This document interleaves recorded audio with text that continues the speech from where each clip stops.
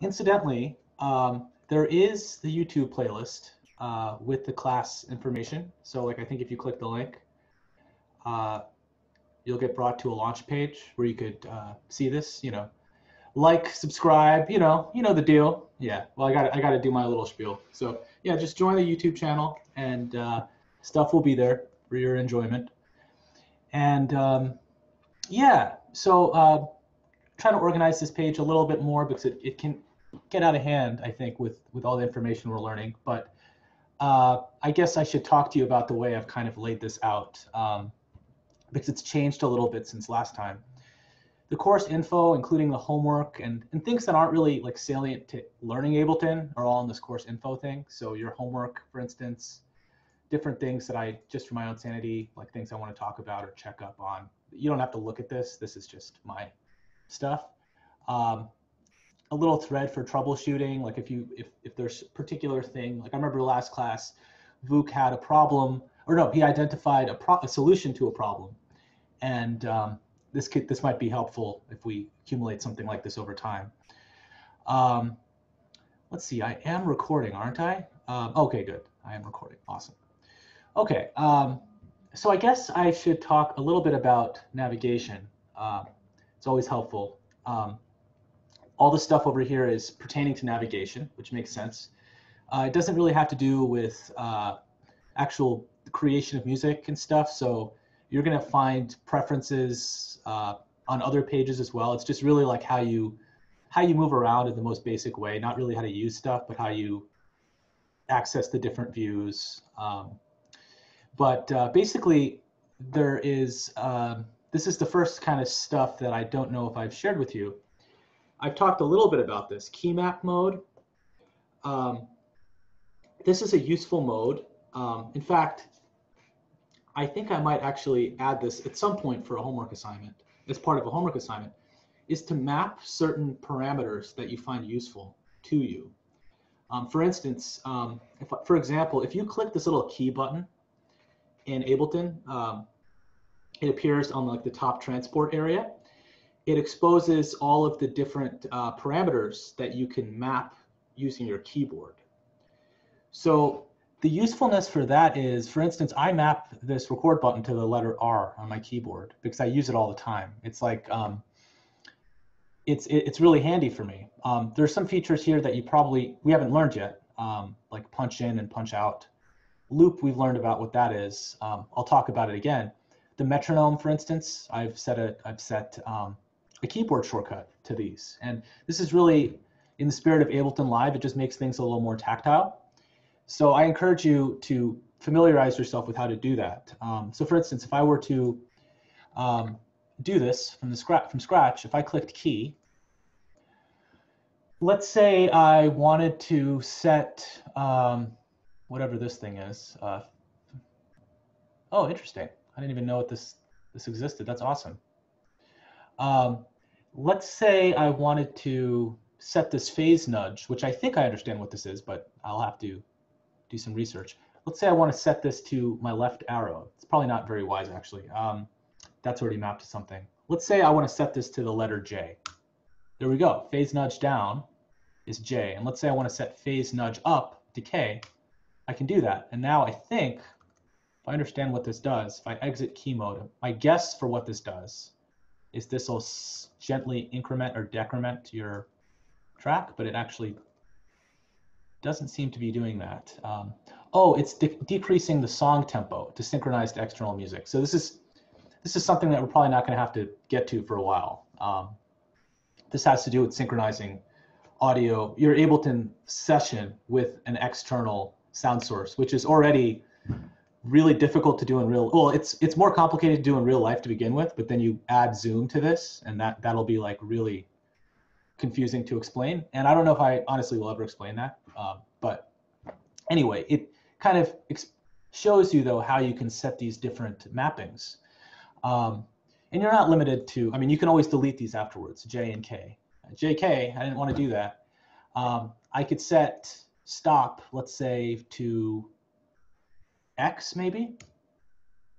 And now, I mean, this is silly because you could just press the space bar, But actually, no, it's not silly, because there are situations where sometimes audio still lingers. And even if you press the space bar to stop, you have to continually press the stop button for the audio to actually stop. So that's actually a really useful one. I think I had it set up in my previous version of Ableton. So that's something that you could do. But for me, I mean, I think on the OneNote, I showed the ones that I kind of mapped.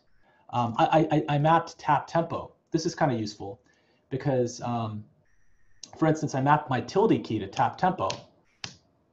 And that lets me change the tempo, so I could change the tempo to something really slow.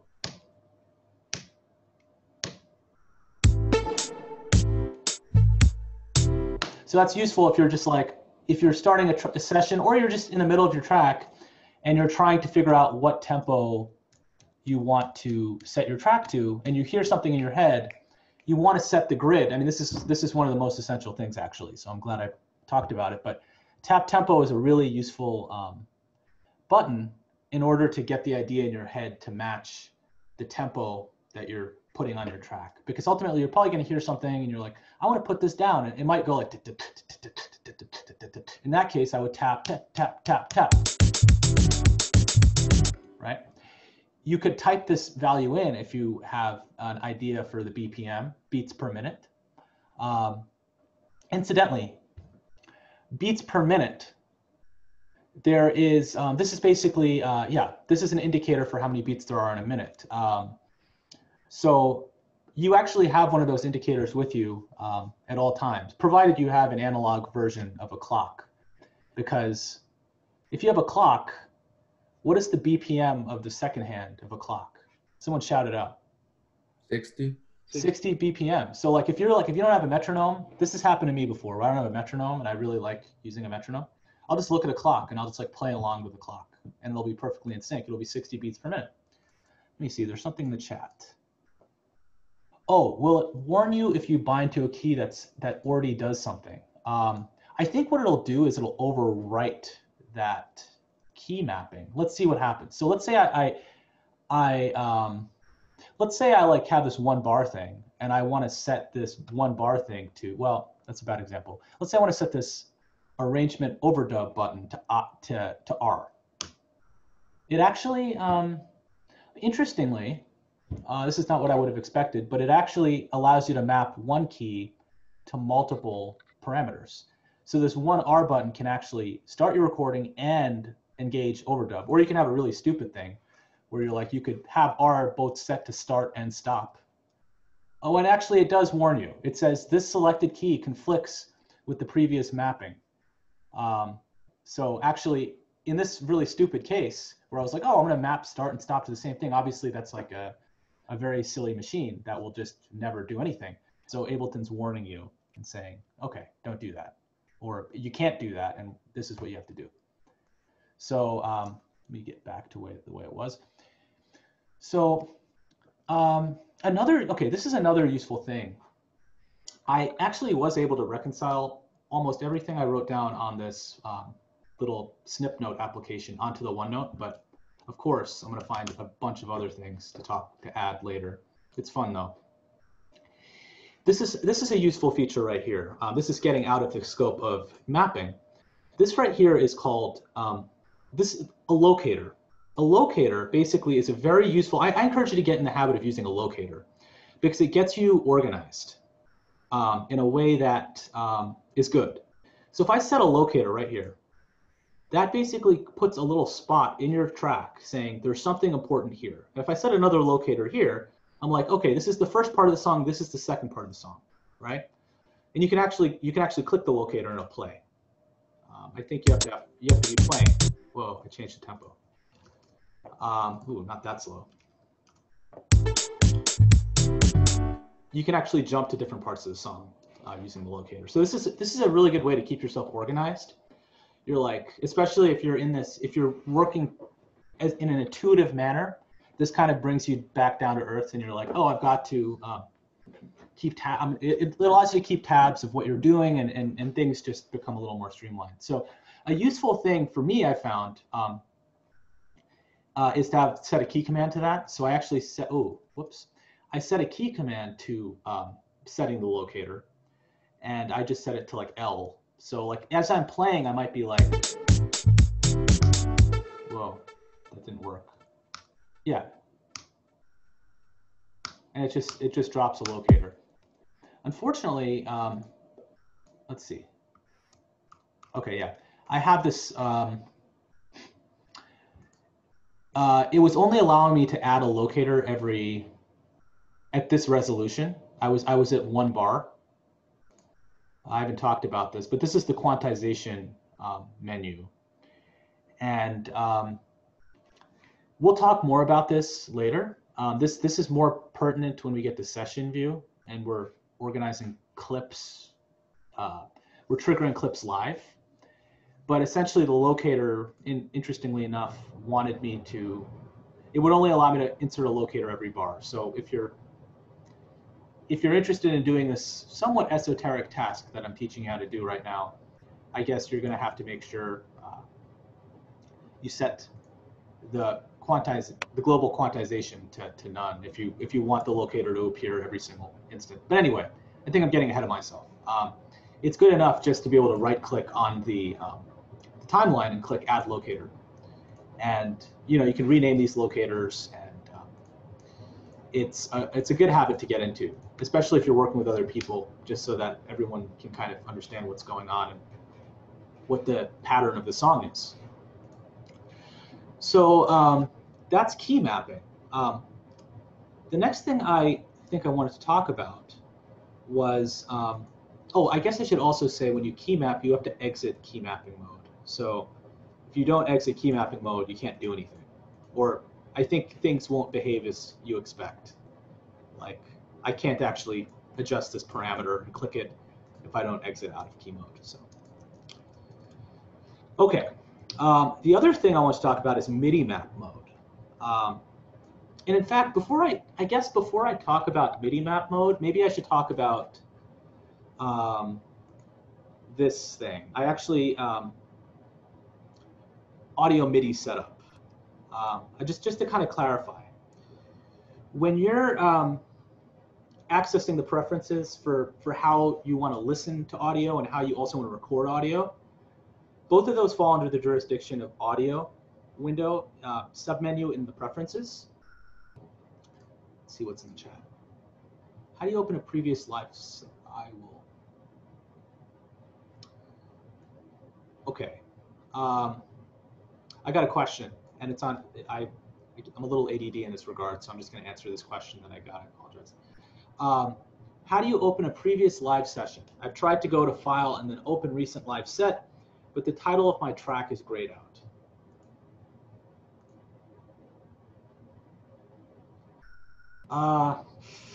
I don't know. For me, it just works. I go to Open Recent Set, and then I see my recent tracks. So it's I don't have a good answer to that. I'm sorry, but that is, I guess. Maybe the track is muted. Oh, but but the track itself, like the title of the track, is grayed out. Like I don't think you can access the track itself from the menu. Is that correct? Yeah, it's like the bottom tracks that you have there that are grayed out. Oh, okay.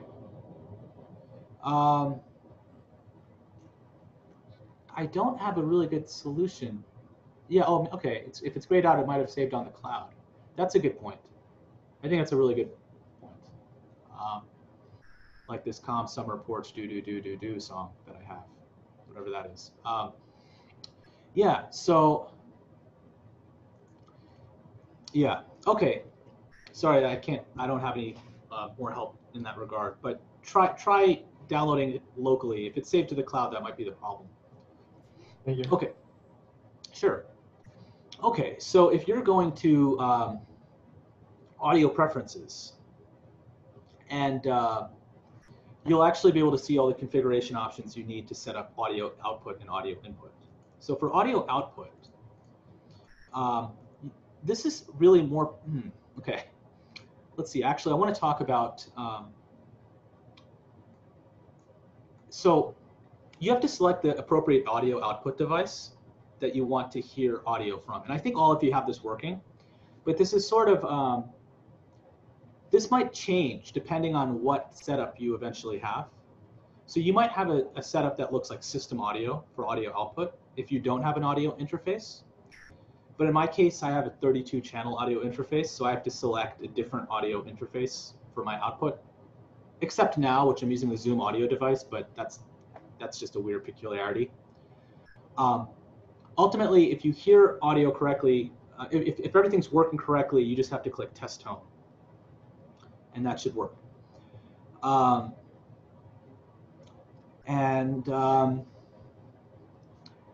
guess what I should say is I do have this little ditty on audio interfaces, and I have a thing on MIDI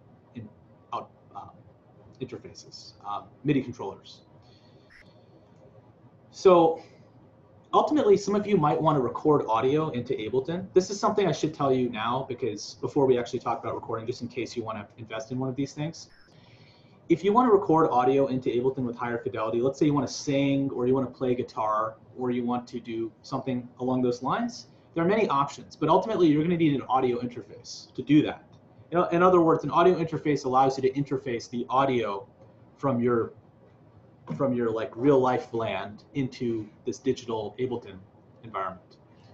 So if you just want to record vocals, you could get this like USB microphone that's, you know, they range from $20 to like hundreds of dollars. And I should say that a USB microphone is an incomplete audio interface because it can only be used as an input device. So for instance, when I set my device, my audio interface, as the input device, I actually use the same audio interface as my output device. It basically, I use it to connect all my devices, all my audio equipment. Like I have a studio that I'm building, so like if I have my drums, they're all connected to microphones, they all go into this. I've got my vocal mic, they all go into this. And then they also output audio. So this is a complete audio interface. That's like my own term, but I think it makes sense. Like it does everything you could hope an audio interface could do. Whereas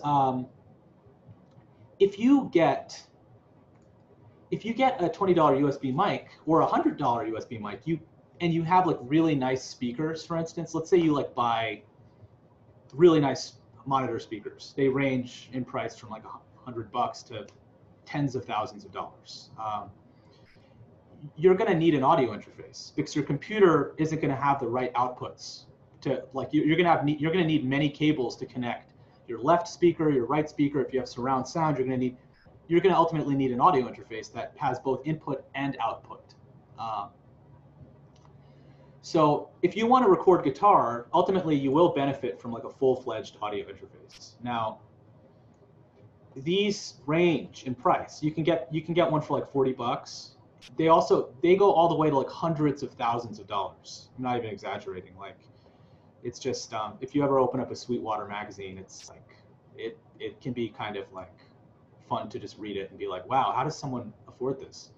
But it's you know, I'd recommend if you record guitar or sing, this is not a bad investment to make.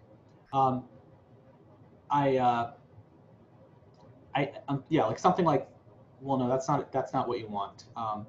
You don't want a direct box. You want an audio interface, and I bet you like Behringer has one for like $40.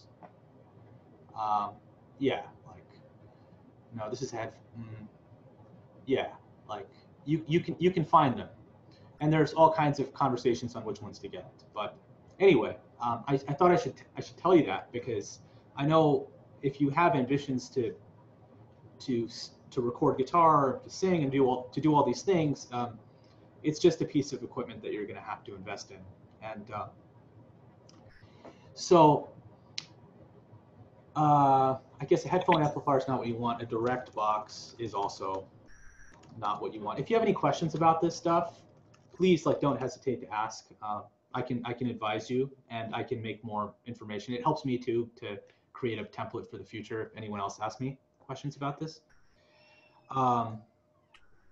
Yeah, you can also use a separate audio interface for your input and a separate audio interface for your output. Like you can have an incomplete input, and you could have you can combine these things and Frankenstein them to your own your heart's content. So last time we talked about MIDI controllers a little bit. I made a slide on just on ideas if you're interested in purchasing one of these things. I'm not sponsored. This is like just my opinion, my take on this.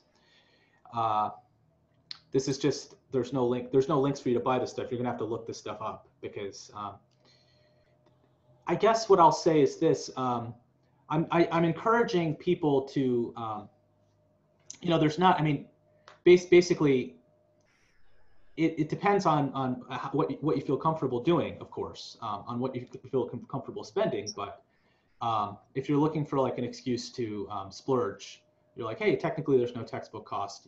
You could invest in one of these things, and it's just so fun. It's really fun because the advantage of a MIDI controller like this is that we're going to talk about devices today in Ableton. A lot of devices in Ableton have 8 knobs or more that are mapped to specific parameters within the device. Now, what's nice about a controller like this, which you can get for like 40 bucks used on eBay, is that these knobs automatically map to these controls. So you can have a lot of fun just tweaking like sounds and doing things live. It makes it more interactive, and you learn how to like play an instrument. Like you learn your keyboard chops get up, and I always advocate for that. You could like there's a lot of research you can do. Like if you for 65 bucks you can actually get a 49 key keyboard with 8 knobs and 8 faders. I saw it. It's a kind of a steal on one website. You could look up this stuff. You could use your regular piano keyboard. There are certain peculiarities that you have to kind of pay attention to if you do get a MIDI controller, especially if you get a MIDI controller with knobs. If you get a MIDI controller with knobs, you need to probably download drivers for your MIDI controller to work in general.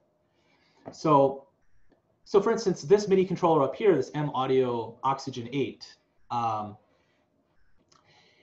it'll show up if you go to preferences and you go to link/MIDI, it'll show up in preferences. You'll see it as both an input device and an output device.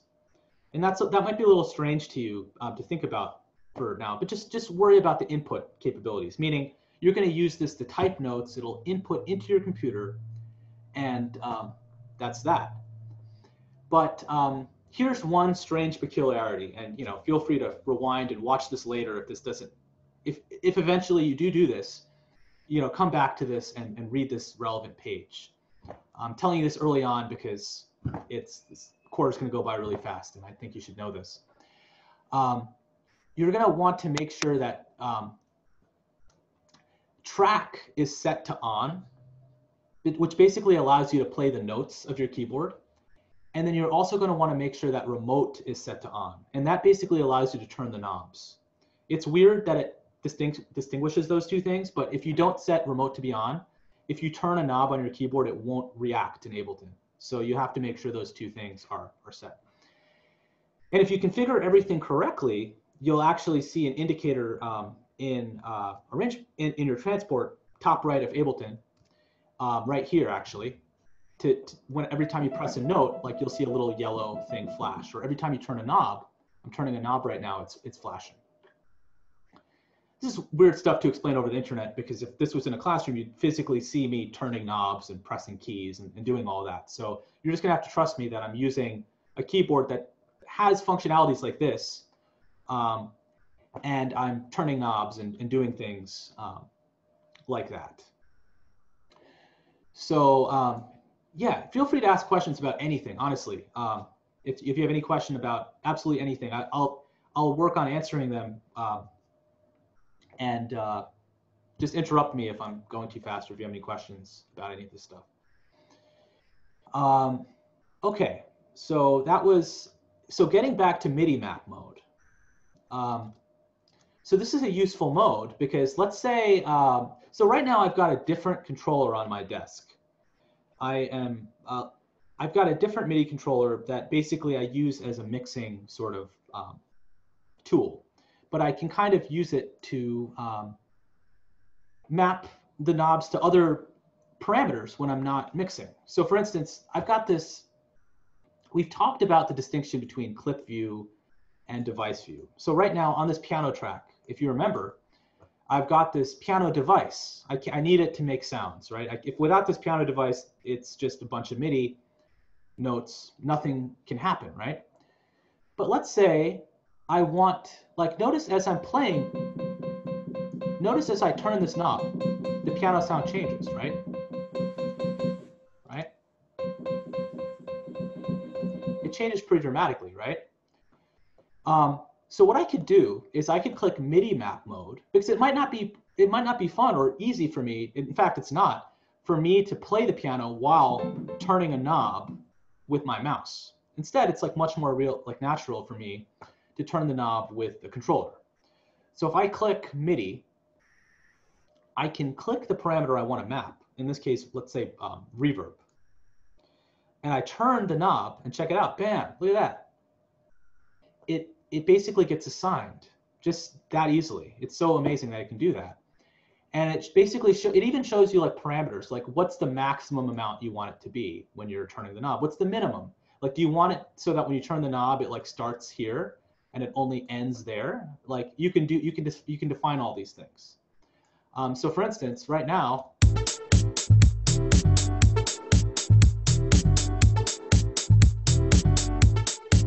piano sounds very dry right now, right? Now the piano sounds really wet and lively. And I haven't talked about what reverb is, but we'll talk about that today. So cool, right? Like you can, this is one of the things that makes Ableton live, because you could be on your, you could be doing this during a set, an actual live set, and you could turn these knobs and make things sound a little different than they might have sounded if during your initial compositional process. So, so let's see. I do want to talk about some other things, review other things before we talk about that. So again, if you have any questions, just interrupt me. Be really dramatic. Okay.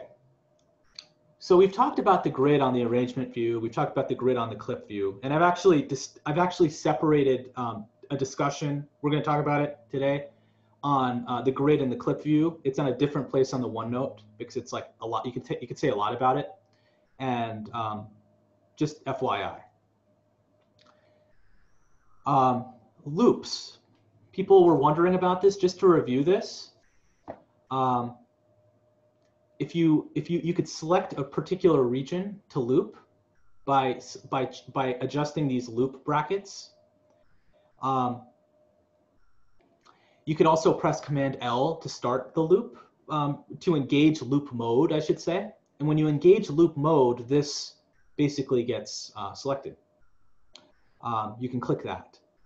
But nothing will actually loop unless you actually play something. So you can engage loop mode all you want, but nothing will loop until you play something. So for example, right now loop mode is engaged, but nothing's looping because I'm not playing anything. Now it's playing, right? Now it's looping. If I want to disengage loop mode, I can press Command L, and now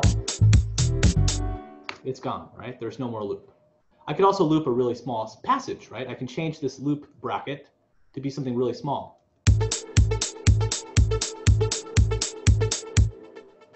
This is the smallest resolution it allows you to loop for on the arrangement grid. The clip grid has more flexibility. So hopefully that still makes sense. And don't forget about these shortcuts. Like, this is so important, okay? In fact, we're gonna do a little quiz. What is the shortcut to increase the resolution of the grid? Command 1. Command 1. There we go. Okay, very good. All right, what is the shortcut to decrease the resolution of the grid? Command 2. Command 2. Look at that. Ah, I love it. Okay, what is the shortcut to change the grid to be triplet? Command 3. Command 3. Yes, it becomes a triplet. This is useful probably more so because you probably engage this when you don't want to engage it. And it's good to know that you've accidentally done this so that you're like, why is everything sounding not the way I want it to be? Well, check if you've pressed Command 3. I do it all the time. And I do it intentionally sometimes too. If you want to do kind of a triplet sort of shuffle or something like that. In fact, when you're interpreting those drum patterns, you have to be careful to make sure that you're interpreting the drum patterns in that book so that if they're on a triplet grid, they're different. If they're not on a triplet grid, they're different. Anyway, okay, what is the keyboard shortcut for turning off the grid?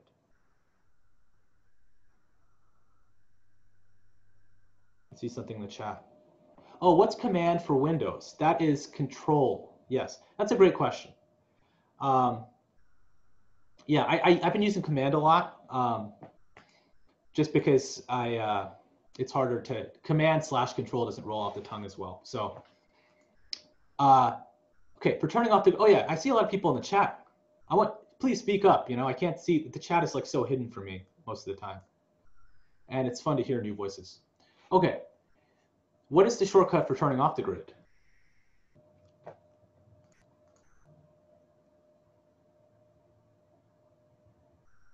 I can't hear you.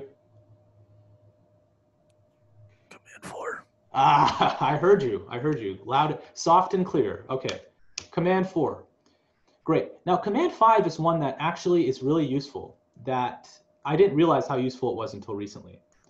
Command 5 allows you, the user, to determine, to turn off adaptive grid mode.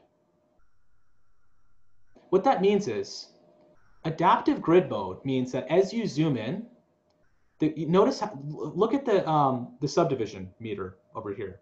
As you zoom in, notice how the subdivisions automatically get smaller as I zoom in, which might be a reasonable thing to do or not. I find that it gets in the way for me a lot because a lot of times I like actually know what grid resolution I want. I just want to zoom into that grid resolution, and I just want I know that the notes I want to squeeze them to this grid, so it's like more disorienting for me to be like, well, what are all these grid lines doing here? You know, like because you know, for instance, if I'm in a clip, let's go to the MIDI clip itself. So I'm like, well, I'm going to turn off, and keep in mind, all these shortcuts work on the clip grid and the arrangement grid. So let's say I'm zooming in. I'm like, oh, geez, like, what do I need to quantize this to? Like, there's so many lines, it's disorienting. I was just trying to get a closer look, and now I've like made my life more difficult, right? That's not what I wanted. I wanted to like zoom in so my eyes could get a break, but it ended up sabotaging myself. So Command 5 basically turns off adaptive grid. So that's a really useful one that I think recently discovered because I see the problem is with all of these numbers, you'll inadvertently press them without realizing you're pressing them. And it takes a while to learn what you're doing. So hopefully this helps you kind of decompose what you've done in case you run into a problem. Because again, I can't overstate enough how important learning the grid is and getting used to that, because that's the mechanism for just sequencing. And if you can't sequence, then you're in big trouble. So oh, I don't even have a Command 5 in here. So maybe I'll create a little page on adaptive grid. Some of this stuff is hard to make static pages on because the stuff is fluid, and it's sometimes easier to explain stuff using actually zooming in and zooming out. I don't think you could put GIFs on this OneNote, unfortunately. Otherwise, I just put a bunch of GIFs on here. So I have a really easy GIF creator. Okay. I just want to reiterate this last time. I want to reiterate this from last time. Some people asked about this. Collect all and save. So if you don't collect all and save, you're not going to you're not going to necessarily assemble everything that you've created into your Ableton folder. It might be on your machine, but it won't be in that particular folder. And the problem with not having that particular folder is that if you try to give that folder to someone else, it won't contain the file that you're looking for. So make sure it's all in that folder. It'll take up a little more disk space because you're going to have a copy of the sample in that folder and also somewhere else on your machine. But it's a good sanity check just to make sure everything's in one place. Okay. I know this is all riveting stuff, but sorry, I had a question about looping. Oh yeah, sure. Could you go back to range? Oh, there you go. If loop is disabled in the top,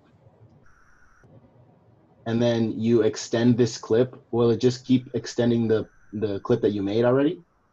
So that's a really good and deep question, and I made some slides on this, so I will talk to you about it.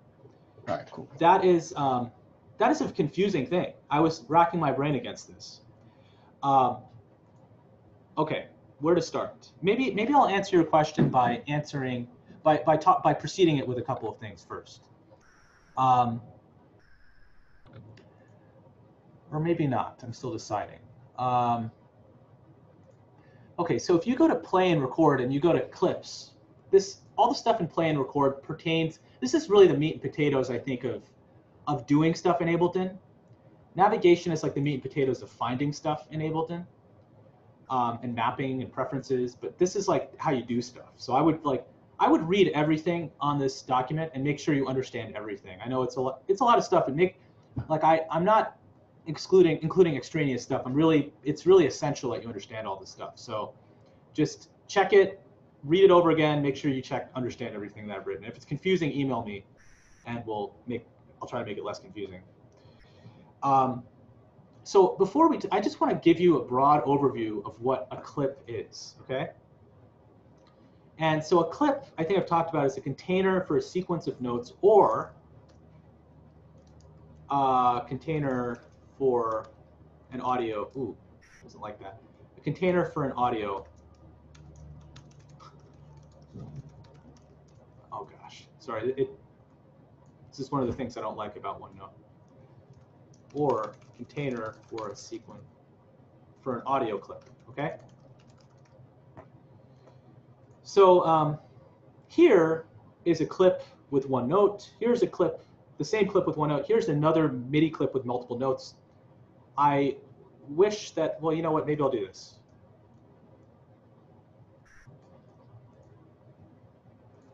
And here is, give me a second. It's the pictures background. And here's like an audio clip. Gosh, it gets really fun. Oh my gosh, sorry.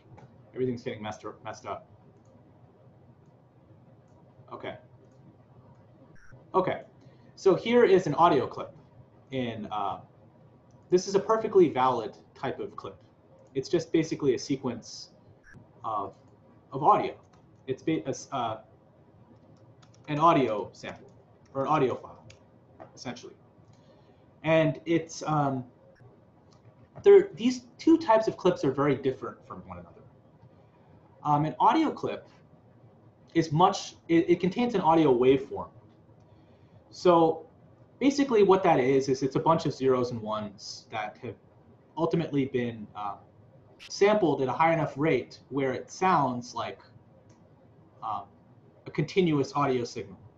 And then this ultimately comes out of your speakers and it sounds like an audio, like it's just basically a pressure wave that you see mapped in this particular, graphed in this particular way. And then you're getting into acoustics, your tympanic membrane vibrates at the same exact way that this graph illustrates, and you actually hear the sound. It's a pretty amazing thing. I can talk about it for days. But the thing about an audio waveform is it's much less flexible in being manipulated than a MIDI clip. So like if you have a wrong note in audio, like it's gonna sound audibly different when you change it. Like think about auto-tune. When someone applies auto-tune, it doesn't sound natural. It sounds like auto-tune. It's like someone's actually applying this audio processing to the audio clip. It doesn't sound like, oh, there are don't get me wrong, there are very sophisticated algorithms where people can alter this, and you can do things in a very convincing way, but still it's inherently less flexible than MIDI, because it's just basically, it's a very fragile sort of thing. Like it's a very complex phenomenon. And if you change things, like if you introduce discontinuities in the audio waveform, you're going to leave audible artifacts. And that's both a blessing and a curse, because you can do a lot of cool things by splicing audio and sampling things, and you'll get a lot of results that are awesome just by screwing something up. And you're like, I actually like that weird result that I got by this fact that this is not perfect. So I guess that's something to keep in mind. Yeah, changing the tempo of an audio waveform will sound strange. Whereas a MIDI clip, it contains MIDI notes. It's very easy. Like you could just literally move this note up here and no one would know the better. In fact, when I make music videos, I cheat sometimes. I'm like, oh, I might have played the wrong note. I'll just like move that note and like it'll look like I played. Like it's so easy to make things correct using MIDI, because you're just like, oh, like I'll just quantize this and it'll sound good, or it'll be exactly what I want it to be. You can do things after the fact very easily. So that's a big distinction between an audio clip and a MIDI clip. And you can see how they fundamentally are different, right?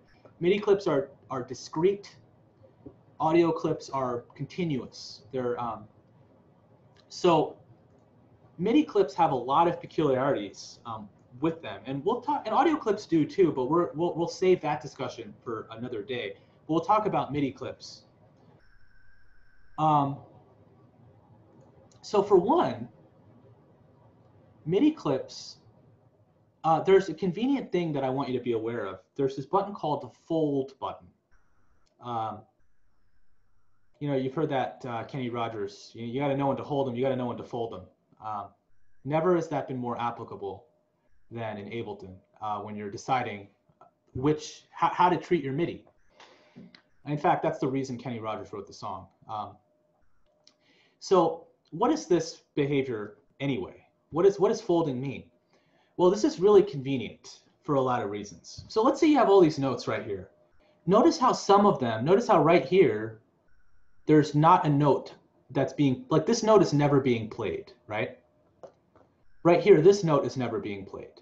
Do you see that? Like, it's kind of small, but like each one of these rows is a different note. And then each spot in this grid is like when you play that note over time. But notice how like over here, if you do like the horizontal line test, this note never gets played, right? So the result is this might clutter up your workflow if you're like, man, I just keep playing these notes, but like, I'm like trying to input notes with my pencil and I know these notes sound good, but like I keep accidentally like entering this note and it doesn't sound good because it's not like part of the scale that I'm working with. Well, this fold button comes in handy. So for instance, check out the dramatic difference, right? I'm only working with these drums, right? Like it's a 3-drum set. I've got a kick drum, a snare drum, a hi-hat, right? I'm not using any of these other drums. And let's say I want to like, it's kind of just like, let's say I just want to work with those 3 drums and I know that they sound good to me and I just want to make alterations. Like I just want to do things like this, right? Things like that. It doesn't help me to see all these other drums. So what fold does is it just allows you to only see what has information on it. So this is useful, but where it gets even more useful is probably with melodies, depending on how you work. For one, it's actually much less cluttered for me to see things this way, so I like it. But like, let's say you have a melody, okay? So I'm gonna show you an idea really quickly. Excuse me. I'm gonna create a new device. I'm gonna drag a new instrument onto a track. So let's play a game, okay? I'm gonna like move my mouse, and I want you to tell me when to stop. Like when you think I've found when I should stop, like in which category? Like the first category that makes sense.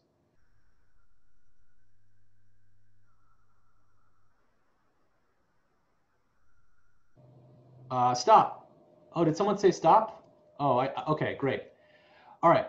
So I'm just going to search for like melody instrument. Okay, my computer will freeze a little bit, so you can enjoy that for a moment.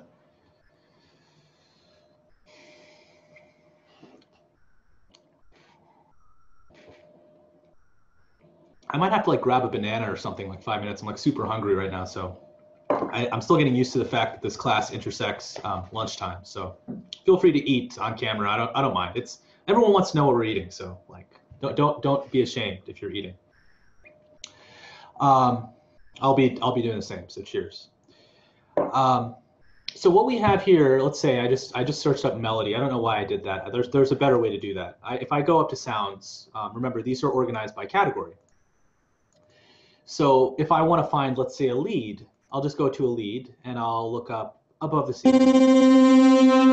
Too dramatic. I think these leads are going to be too abrasive and up in your face. I'm just going to go to like synth keys. Maybe this. This is not so obtrusive. Okay. I'll put this. Remember. Okay. So if I want to drag this onto here, I've got to find an empty slot. I'm just going to delete these other things that I've made. You have to find, if you want to use the technique of dragging a track onto the arrangement, you have to be careful where you drag it. Because if I drag it over an existing thing, it'll replace what device was already on it. So you have to drag it to an empty spot where it says drop files and devices here, drag it here. And the consequence is you're going to have to rearrange it if you want to eventually put it here, for instance. There's no way I know of to work around that. If you figure it out, let me know. So let's create a clip, shall we? Oh, by the way, I want to decrease my grid resolution. What should I do? Command 2. All right. Okay, I want to create a clip here. What should I do? Double click. Double click. Well, that's one way of doing it. But let's say I want to create a clip for this entire region. What would I do? Because if I double click, notice how it just creates a clip for that particular small region. But if I want to create a clip for the entire region, what should I do? Should you change the clip scale at the top? Oh, the clip scale, like this thing? Or what do you mean? Or the quantization, No. The grid resolution? No. The bar with 2 triangles on the side, it's clear. Tell me when am I getting hotter or colder? I don't know. I actually don't know what you mean. What you're talking? Can you explain again? I think you're muted. Sorry about that. Right above the purple clip, there's a bar with 2 triangles on the side, right there. What does that do again? Oh, this. Oh, yeah. You're the gentleman asking about the loop thing. I still have to get back to you about that. So so this is actually the loop. What is her name, by the way? Alejandro? Alejandro. Okay, great. I think you were if I'm recognizing my voices correctly, you were the one asking about the MIDI clip loop earlier, right? Right. Okay, great. Okay, so this basically sets the loop region. That won't help in this particular case, but what will help, and by the way, I will get to the answer to your question. Sorry, it's been a long-winded answer to your question. But there's a couple ways you can actually set this region. You could lower the grid resolution, and now when I double click, it'll create a clip for that particular square because I've lowered the grid resolution, right?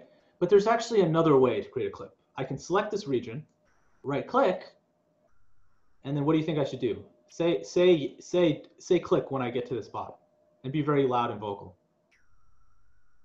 Stop. Okay. Oh, scared me. Okay, great. Yeah, that's how you do it. That's pretty convenient, actually. I think I discovered that recently. I might have discovered that last class, like in real time. This will save some time because you don't have to fidget with all of the length parameters. Oh, we'll talk about that. There's always a lot to talk about. This lets you get it right the first time. And actually, we're in a good position to answer Alejandro's question. So Alejandro was, I'm going to take a slight detour to what I was talking about to answer Alejandro's question, which is actually the original non-detour. So I'm actually not taking a detour. I'm getting down to the basics here, to the original thought. So let's say I have a let's say I want to put a note here.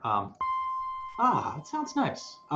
Incidentally, how did I hear that? I had to click this headphone. I had to click this MIDI editor preview button in order to hear it. So that's obnoxious. I don't know why they don't allow you to do that by default, but there are reasons. It all has to do with playing live and not disturbing the audience. Let's say you want to do something discreetly. You don't want the audience to hear it. So that's why they have this option. It's all designed for live performance. Okay, so I click this little MIDI editor preview. I'm gonna make a thing about that, because that's like, this is one of those stupid things. How in the world would you figure that out? It's so small. So I'm gonna make a thing about that. Like, I'll quiz you on this. Maybe this will be on your homework. Hint, hint. So I'm gonna enter some notes here, but here's the thing. I'm in the key of A minor. So I just know from music theory that there's a certain scale that coincides with A minor. There's several scales, but one of the scales that works nicely are these particular notes: A, B, C, D, E. If I do natural minor, I'll do Dorian minor. These are the notes that work nicely with A. A, right? Now, but I have to see all these other notes, and I kind of just want to click randomly and like have good sounding things. Well, this is where fold comes into play. Look at that. Now the only notes that appear here, wait, that didn't work. Oh yeah, there, it worked. Now the only notes that appear here are the notes of that scale. So I can just randomly click notes and they'll be guaranteed to sound good. Right? That's kind of cool. So if you don't, especially if you're like newer at music theory, this is really convenient, because you can just like haphazardly experiment, and you're more likely, because if you don't have this on, it takes a lot of music theory knowledge to know that you shouldn't like use this note, or like when should you use this note, like that it's a chromatic note if we're getting technical. But this allows you to just kind of like get in the zone and select notes that work. And I can guarantee you that any of these notes will sound kind of nice, okay? Okay, I promise you, Alejandro, I'm getting to the answer to your question. It's a long-winded answer, but That's fine, yeah. it's so now we have this little thing. Okay, you might want to experiment by lengthening some things. I don't know. I'm just kind of, this is not honestly the way I normally work. I normally type things in, you know, but this is a fun way to work. I might start working this way. Being technical, I know what I want. I know I want to put this here. Maybe I want to syncopate this a little bit. So I want to lower my grid, increase my grid resolution, and put this here. Okay, now okay. Here is the thing about looping, okay? This arrangement timeline isn't looping right now. There's two things to keep in mind. The arrangement grid can loop, but the clip itself can loop. Now that's a confusing thing to understand. So if I have this arrangement grid loop, and I turn on loop,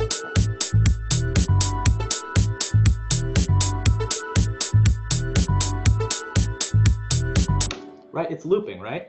It's looping to your heart's content. What if I turn off this clip loop? What will happen? Will it still loop? Let's find out.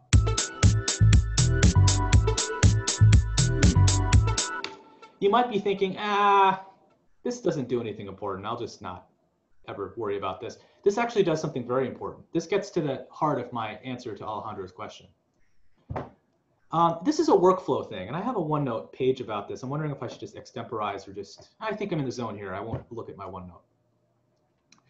So what you could do is, okay, so if I have loop off, check out what happens. Nothing. As I extend the end of this clip, nothing happens. Like there's nothing here.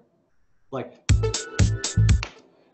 afterwards, it's exposing the fact that after this information, there's no more information. I have loop off, okay? But if I have loop on, look what happens. It's saying, as I extend this, it's saying, oh, it's just going to keep looping that. So as I extend that out, it's going to continue to loop that information because I've set it such that loop mode is on, and it's just going to continually loop this. Now, this is a workflow thing because there are many ways to achieve this. Like I could have loop off, and I could select this, and I could just copy and paste. It doesn't really matter. Like, you know what I mean? It's like the same thing, but it's different. The reason it's different is, well, it's slightly different. It's always, like in this case, I can make a tweak to this, right? And it's going to be different from this, right?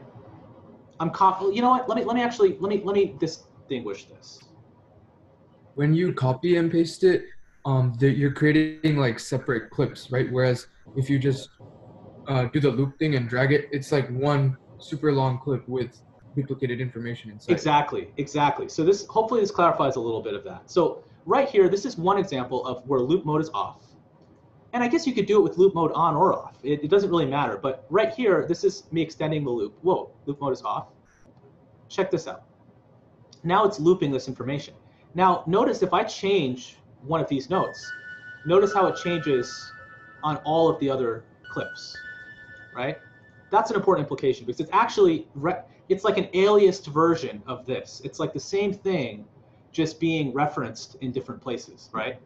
Now, Ableton could honestly expand this feature to be even more clever, but this is the extent to how it works. Like, it only works if you're dragging it. Like, if I copy this over here, for instance, you would hope, like, it would be cool if Ableton incorporated this, is if I copy this over here, you're like, oh, I wonder if I copy this, if I change this, if this will change. It doesn't. So really, like, the gotcha is, like, this is kind of cool, but it's also has its limitations. Like, the usefulness of this, really, actually, one of the real usefulnesses of this is in session view. There's a certain workflow associated with having a clip loop. I could tease you and show you a little thing in session view really quickly. If I go to session view, notice how that clip stopped playing. Because loop is off. I really shouldn't explain session view right now, but if I have loop on, it keeps playing, right? So anyway, forget I said that. Just keep that in the back of your mind. I know I haven't explained session view. I don't plan on explaining it for a while. But anyway,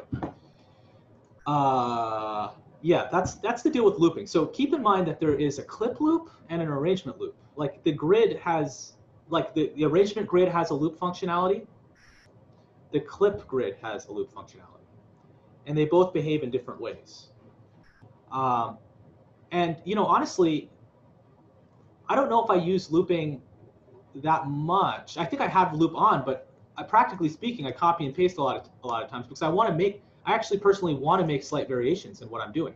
Like I want to create differences. Like it's interesting for the listener to create slight changes in what you've done, but it's also convenient to be able to work and continue off what you've done. So that is a little explanation. Now I'll get more into the specifics of this. Professor, really quick, I had a question about the copy pasting.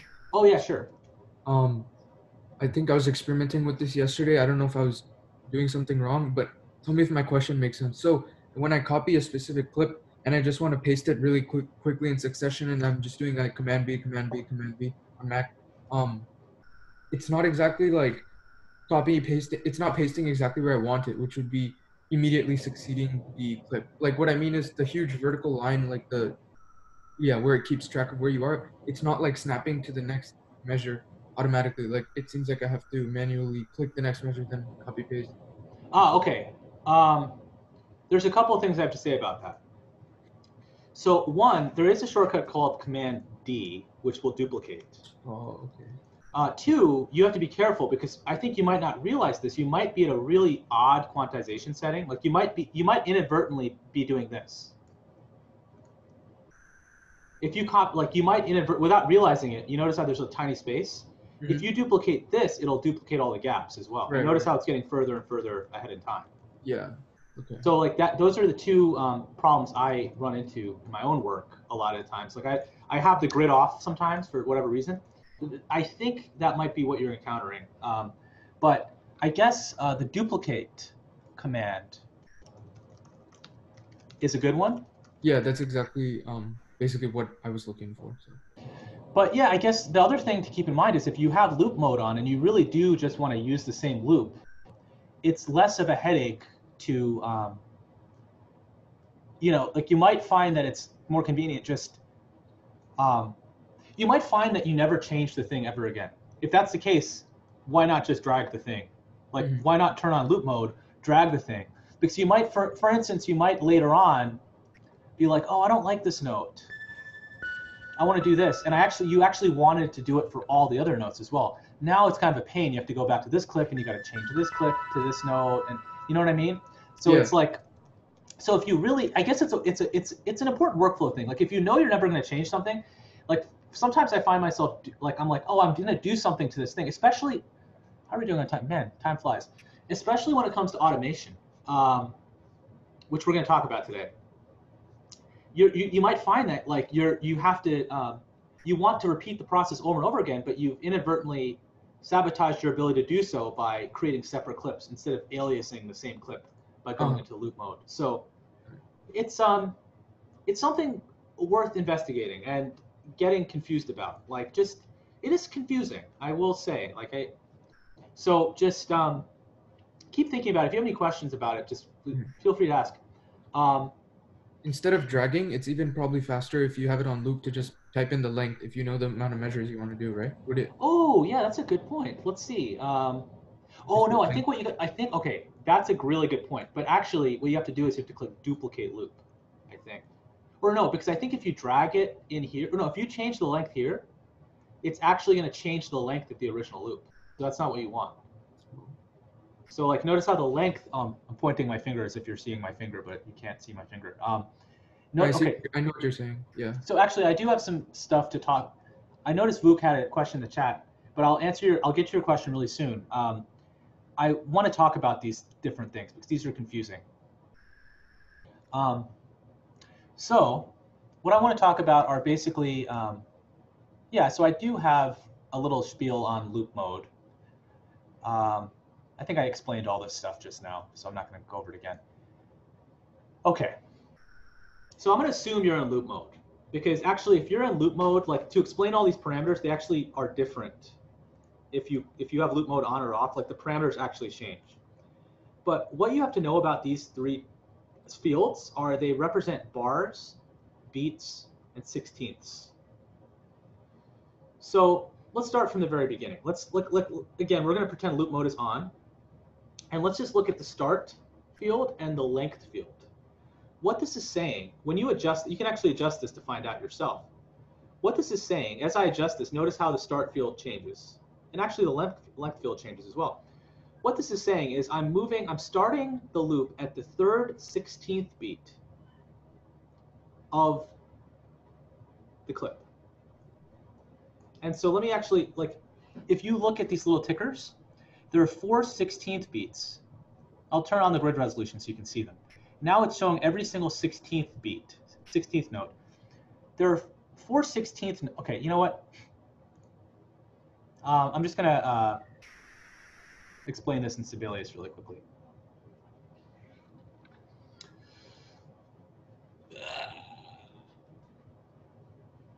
Okay.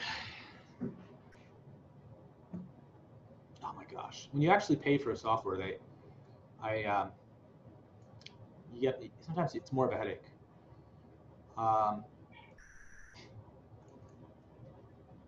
Unbelievable.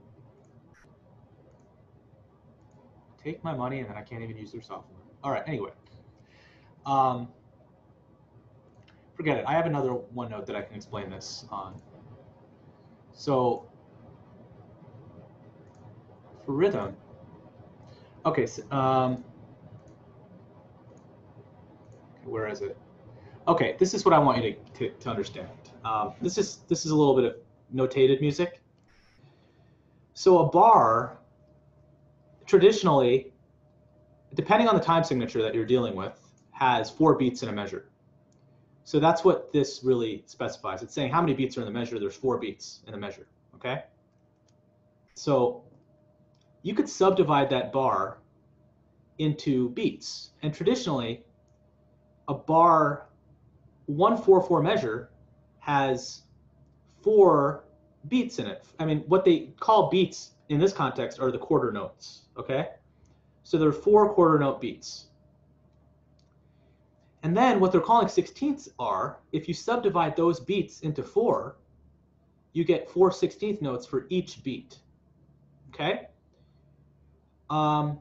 So for example, maybe so for example, what that correlates to, just keep that in the back of your mind. What these numbers correlate to is this is beat 1, this is measure 1, measure 1, beat 2, basically the second beat of measure 1.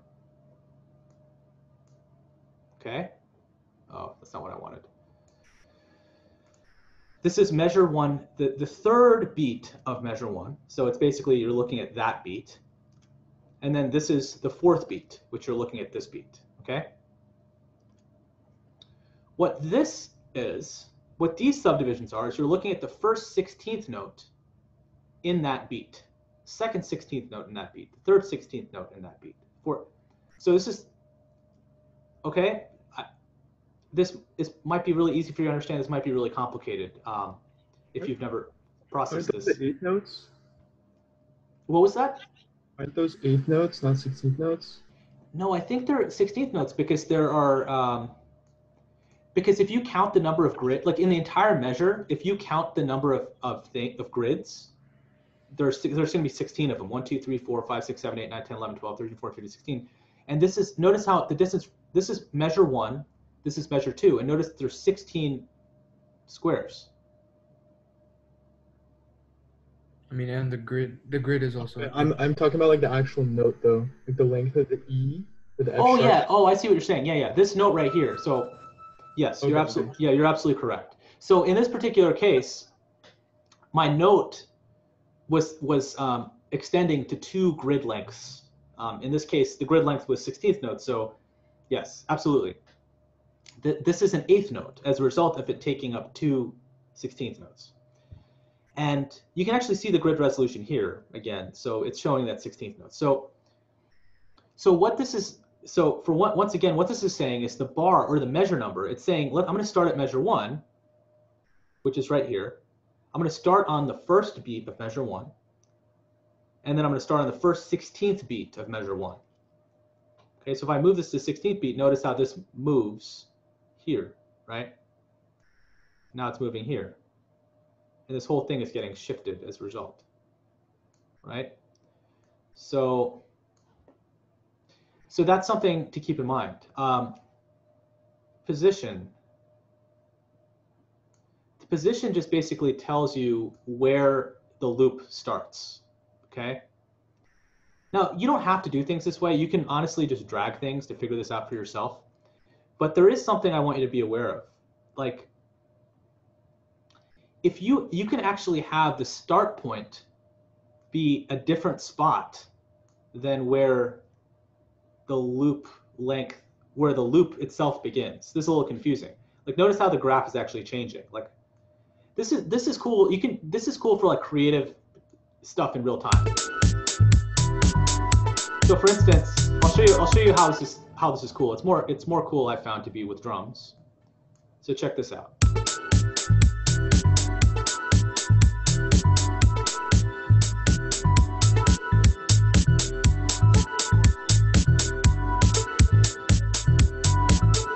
Notice how it's the same clip. I'm just like moving around its position relative to the length of it.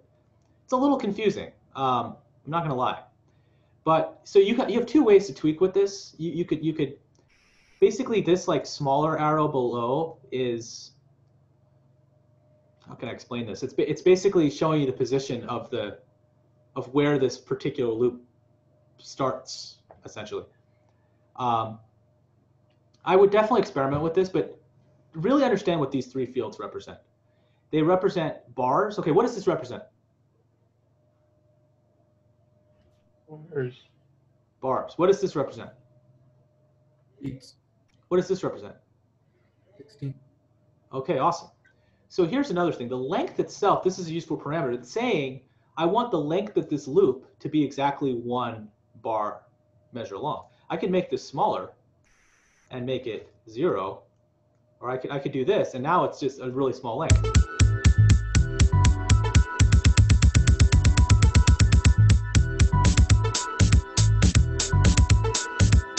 So there's a lot of fun to be had with this. And what's cool is I can't get you can actually map this to a MIDI controller.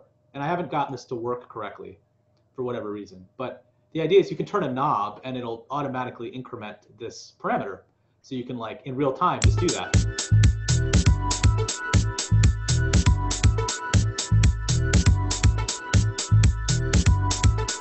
So that's kind of cool. I wonder why I did that. Oh, right, it's still, okay. This is so meta because you have a clip loop here, but then you have the arrangement looping as well. So I'm sorry, I'm hoping you're not too confused by this. To be honest, this is just confusing.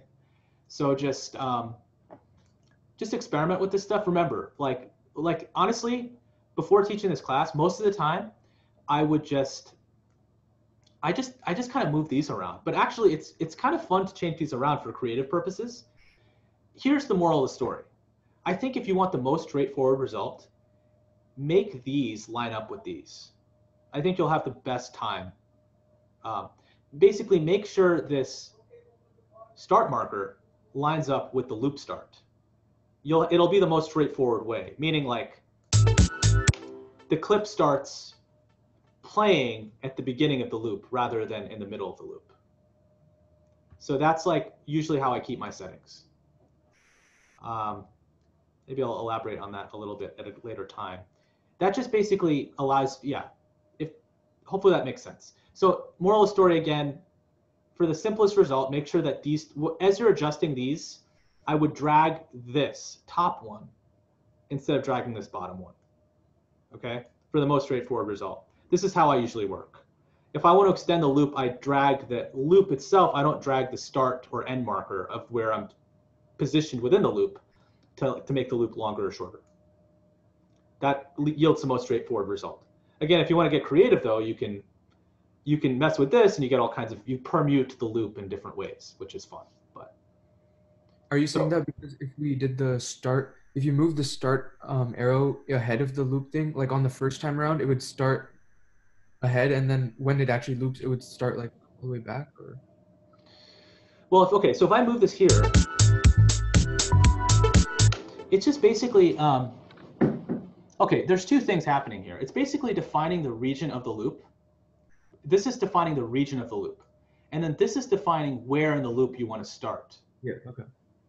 So that's really the thing. It's like the loop it's still going to loop this information. That's probably how I should have said it to begin with. It's going to loop this no matter what, this area no matter what. It's just like, where is it going to start the loop is the question. So you can process that probably more easily just by visually messing around with these two parameters instead of like thinking about this. Because again, if you turn this off, like all this behavior changes. And so these numbers are a little confusing. Like it's probably easier just to control it this way instead of trying to mess with this, unless you know exactly what you're trying to do. So long story short, I recommend that you start the loop at the beginning of the looped region, because why not? Like you composed it this way, why not start it where you composed it, you know? So that's my suggestion to you. So that's my looping best workflow. And so that hopefully makes it a little more easy to understand what's going on with this. And then there was a situation, I think Ubo asked, well, what if you extend this? Like, will the loop get duplicated? No, that's what this duplicate loop button is. Now with the duplicate loop button, you're actually doubling the length of the loop. You're not actually seeing it get to that point right now because my timeline isn't getting to that point. And the clip I've actually shortened. But if I actually extend the clip length in the arrangement, it's going to get to that entire spot. Right? And notice how, okay, I want you to notice something. Compare this. Notice how there's no divot right here. There's no like little rivet showing. There's no like, it's not showing that the clip has been cut or that the clip has been looping over again. Whereas if I do this, notice how there's a tiny little ticker right here. Is that visible? Like it's a tiny, tiny ticker showing that this is looping over and over again. Like this is the start of a new loop. Little small detail, but okay. And I think I made a OneNote on this, but it's important if you like, for instance, if you program this too fast or too slow, you can click divide by 2 or whatnot, and you can have some fun that way. Okay. So divide by 2, multiply by 2, those are your friends. What legato does, legato basically allows you to smoothen all the connections between notes. So for instance, if I have this, it's already legatoed on drums. It's more salient for melodic instruments or chords. This may or may not be what we want to do. What legato will do, if you select all the notes in the clip, it'll basically extend the end of this note to the beginning of this note. So if I click legato, notice how that happens, right? It basically goes all the way. It's useful sometimes. It's useful for certain notes. It's really a finesse thing. I wouldn't use it haphazardly. I would use it only when you want something to sound more fluid and connected. But right now, I actually like the staccato percussiveness of this particular sound.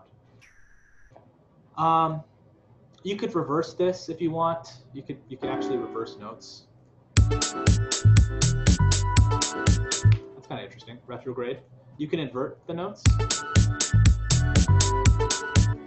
Kind of interesting.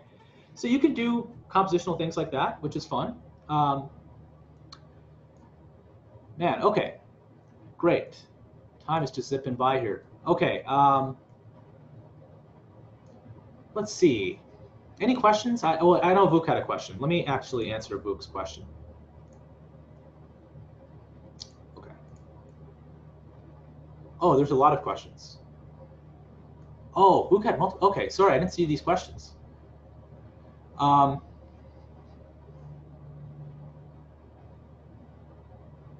Okay, so someone asked about a headphone amp. Is it better to plug into the headphone jack of the audio interface or directly into the headphone jack of the computer? I would definitely say plug into the headphone jack of the audio interface.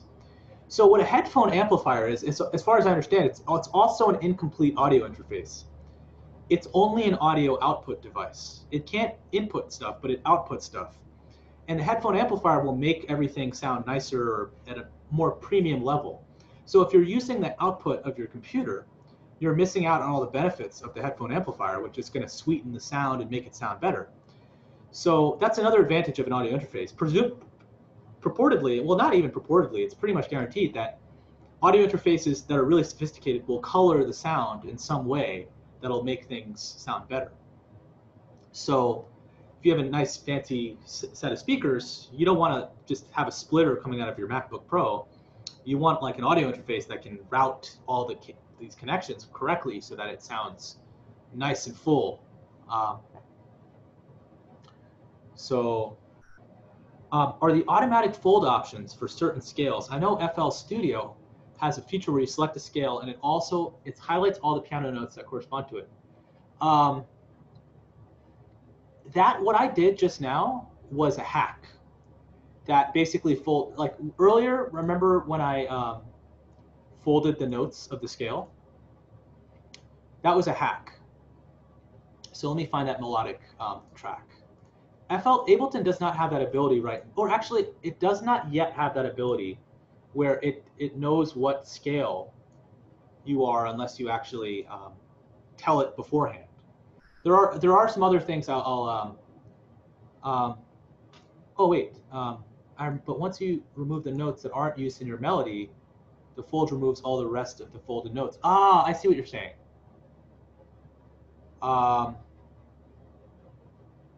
So can you talk out loud here? Like what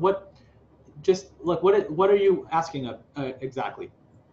So basically what I was asking was if there's a way to have the fold such that all the notes that can potentially appear in your melody, all the notes that correspond to the scale you're trying to work with appear without having that like giant set of notes at the beginning.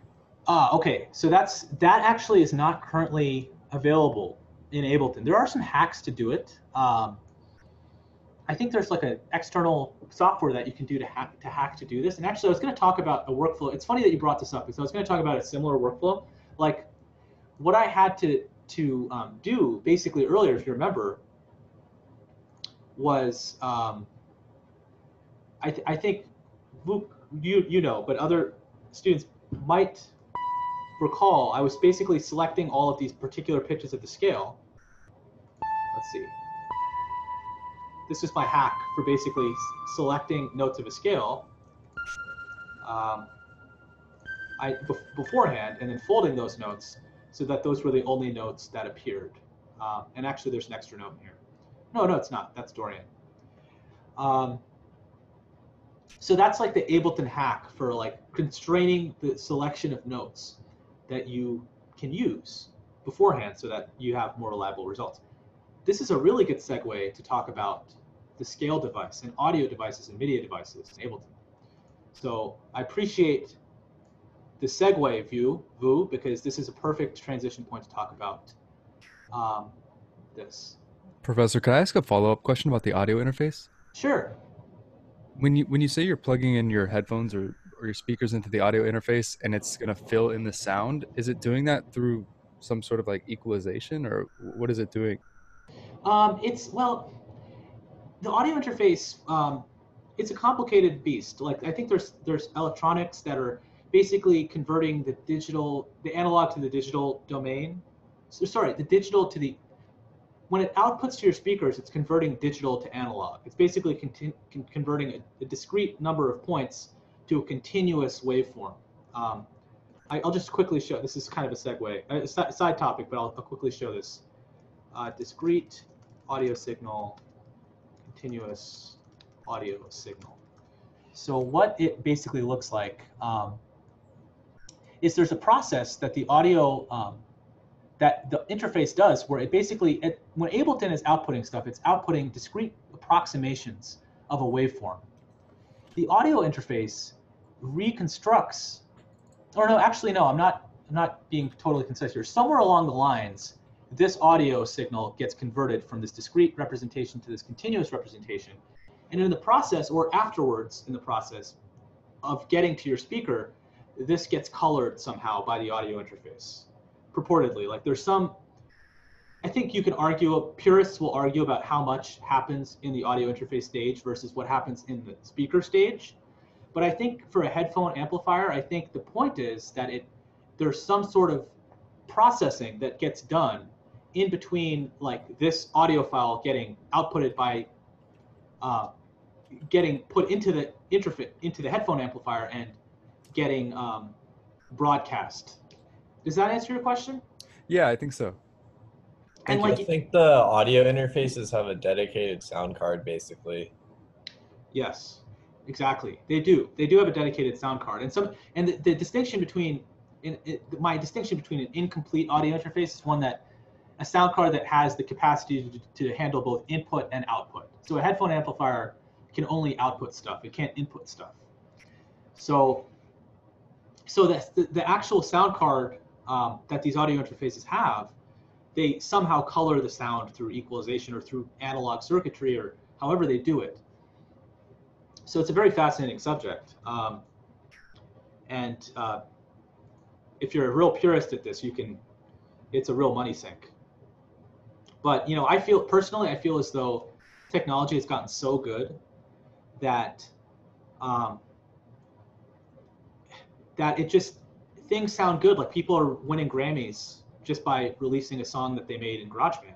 So it's a testament to the world we live in, where we can get a lot done, and you don't have to spend. It's kind of, in my opinion, because I didn't grow up with all these $100,000 interfaces, I think it is in some ways diminishing returns when you sink more money into it. It is, you can distinguish the difference if you put time and money into it, but I think that you can have a lot of fun. Don't be discouraged by all of these products. You know, as they say, it's about the ear, not the gear. So don't fall into that trap. Okay, so what Vuk talked about, this is a great segue to talk about MIDI devices. And I'm going to get back to the OneNote here.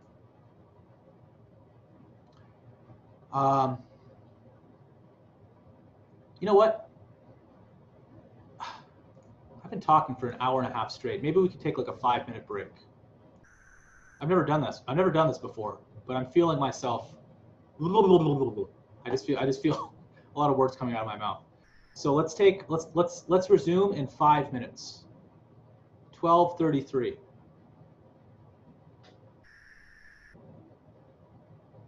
And if you have any questions, I'll just keep talking.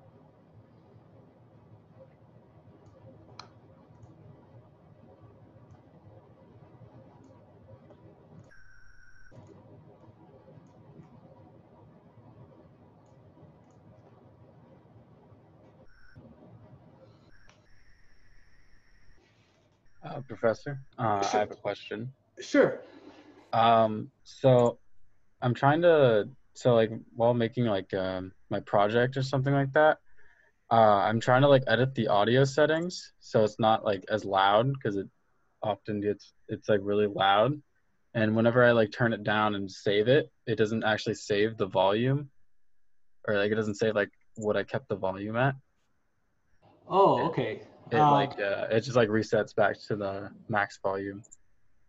Can you maybe you could share your screen really quickly? Yeah.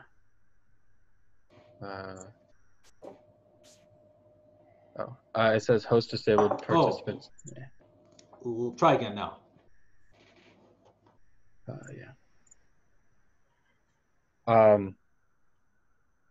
So basically this part gets really loud, and it's just at like 6 volume when I actually want it like way lower, because it like goes like to the red, you know what I mean? Okay, so, and like every time I like turn it down, and then I'm like, all right, I'll save it. I like save it, and then when I reopen it, it's back up to like 6. Okay, so your question, this is another thing I want to talk about. I noticed you did incorporate some automation here. I did. Inadvertently, you may have. Is it this stuff? Yeah. Yeah, this is also what I had a question about, because I did this by accident, I guess. Okay, yeah, this was going to be a topic for today as well. So okay. This is so to answer your question, basically you see there's a little red button in the transport.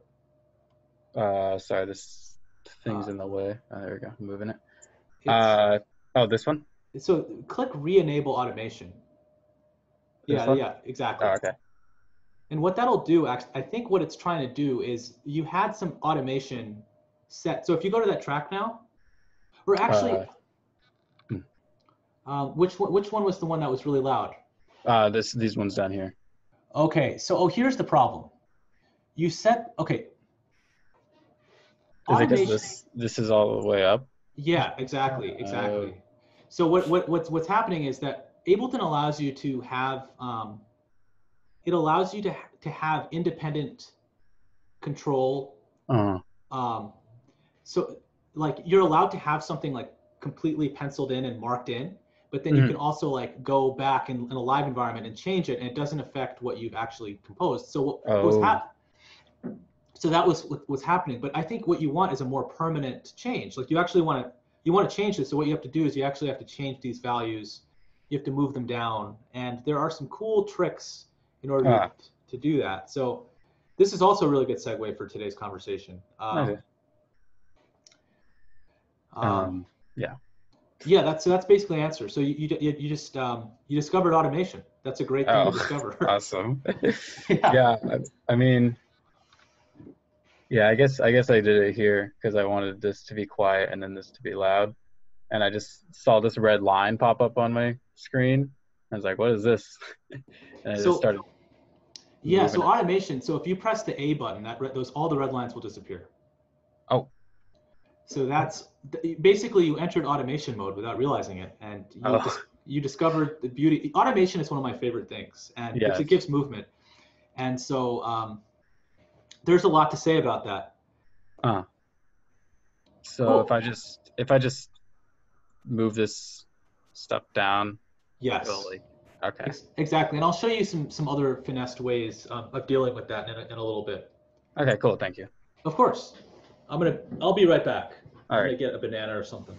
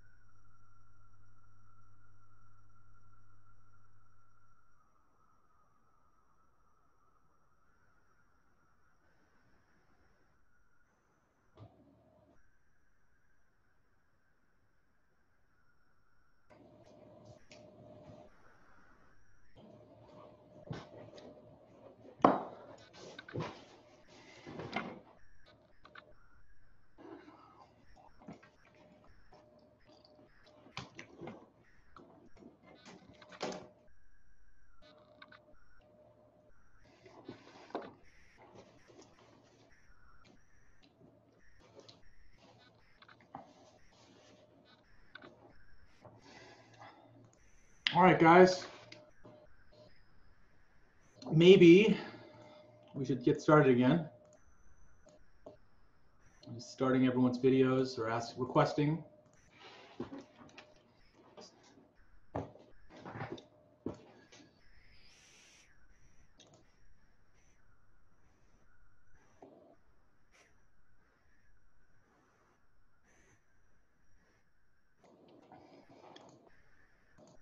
Okay. Okay.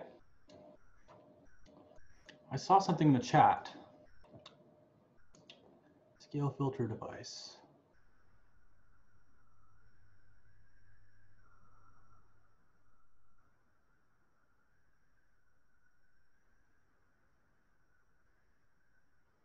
Oh, interesting.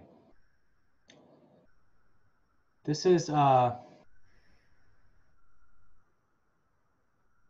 in the, I guess, am I still sharing my screen? Probably, oh, no, I'm not. Jarrett shared a really interesting device. This is kind of, there's so many different ways you can do things in Ableton. So Jarrett shared a device that basically filters notes according to a scale. And it's a different, I was actually going to show you a way to do it within Ableton, but I guess this one has other implications as well. I'm going to have to look into this. This is cool. I'm going to look more into this. But in the meantime, I guess this is a good point to talk about devices. We've talked about them a little bit before, but I guess one of the cool things, the context to talk about this stuff is MIDI effects.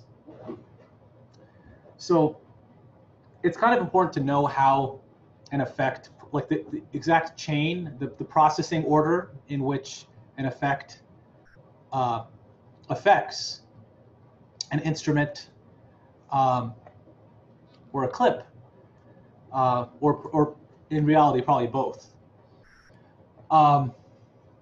So here's a little diagram on how this works. So for one, if you want to find a MIDI effect, you can find it in the browser by going to MIDI effects, and there's a bunch of MIDI effects here for your choosing.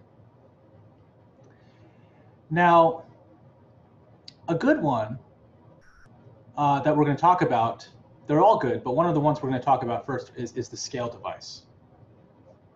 But first, I just want to explain where a MIDI note exists, okay? So a MIDI effect alters a MIDI note immediately after a clip's notes are generated, and it's immediately before they are relayed over to an instrument device. So what that means is, this is where it is right here in the device view, and it's the first thing in the device view. Now that's important because what's really happening is the clips hit this MIDI effect first. Like before anything, before it can even get to an instrument, a MIDI instrument which processes the notes, it gets to this MIDI effect first.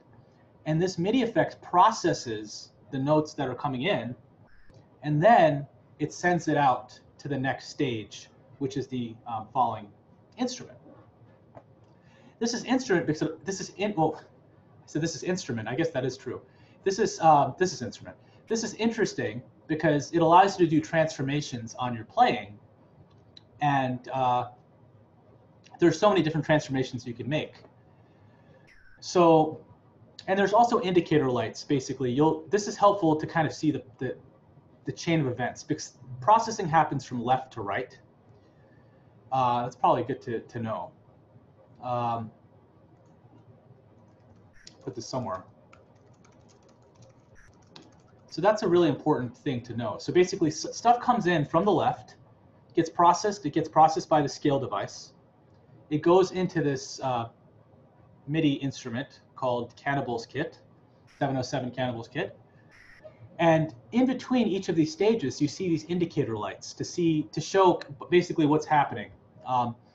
So this indicator light right here is showing that notes are basically coming in, like the clip is playing a particular note at that time. And then it's going into the scale device. The scale device is processing the note, and then it's showing the notes coming out using this indicator light. So what is the scale device?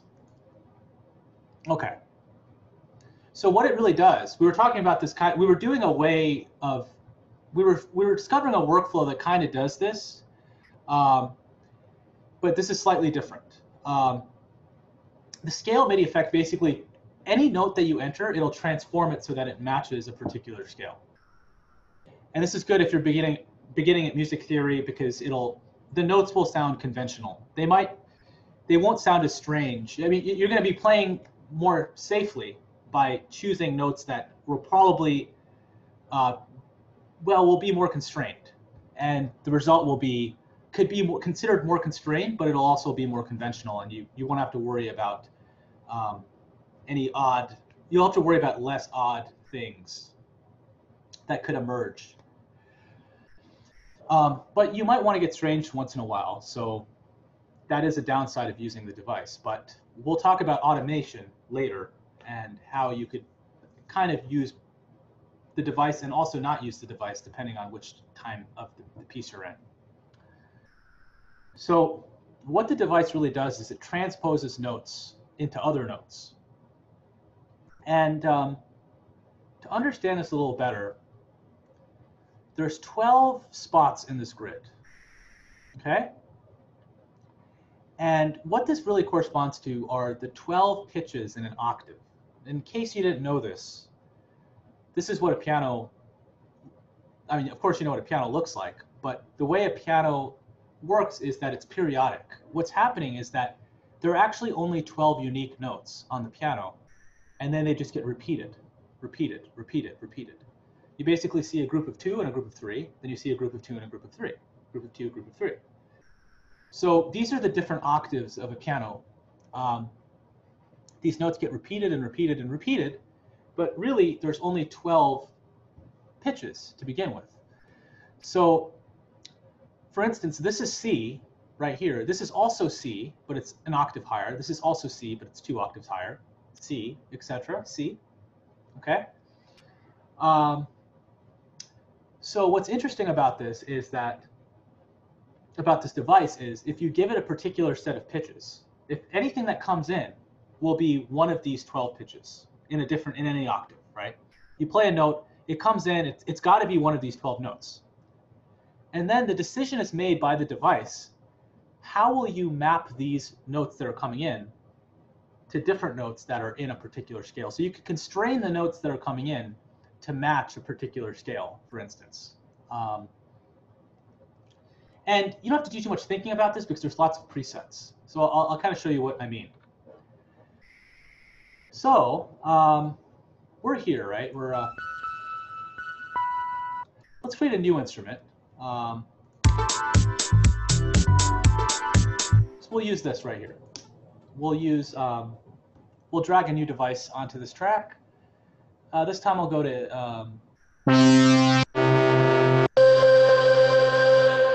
I'll drag this on here. Why not? Okay. Now I'm going to create a clip. Select this region, right click, insert MIDI clip, or I guess I could do Command-Shift-M. Let's see if that works. Yeah, it worked. Great. Okay, so now what I'm going to do is I'm going to go to my MIDI effects. I'm going to go to scale. And actually, I'm going to go to some presets to begin with. And it actually has a bunch of scales where all of this mapping logic is already figured out. So for instance, what will happen here is if I drag the C major device into my device view, remember, it won't let me put it over here. It's saying in red at the bottom, insert MIDI effect before instrument. Right here, it's complaining. It's saying you got to insert the MIDI effect before instrument. Because remember, what's going to happen is that the notes of the clip are going to come out, hit this MIDI effect immediately, and then go on to make sound from those notes. So it's like the notes get transformed right here, and then they go into this instrument to make sound. Okay? So what's happening here is that essentially, if I start playing now, this is going to really give me some cognitive dissonance because I'm used to hearing what you see is what you get, but now it's going to be cognitive dissonance.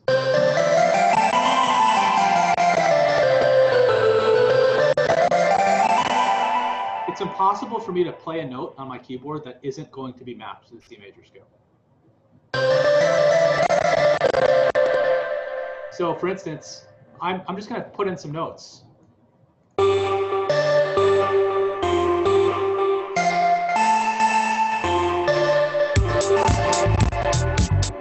Right? It's all getting mapped to C major scale. Let me actually lower the grid resolution to see what I mean.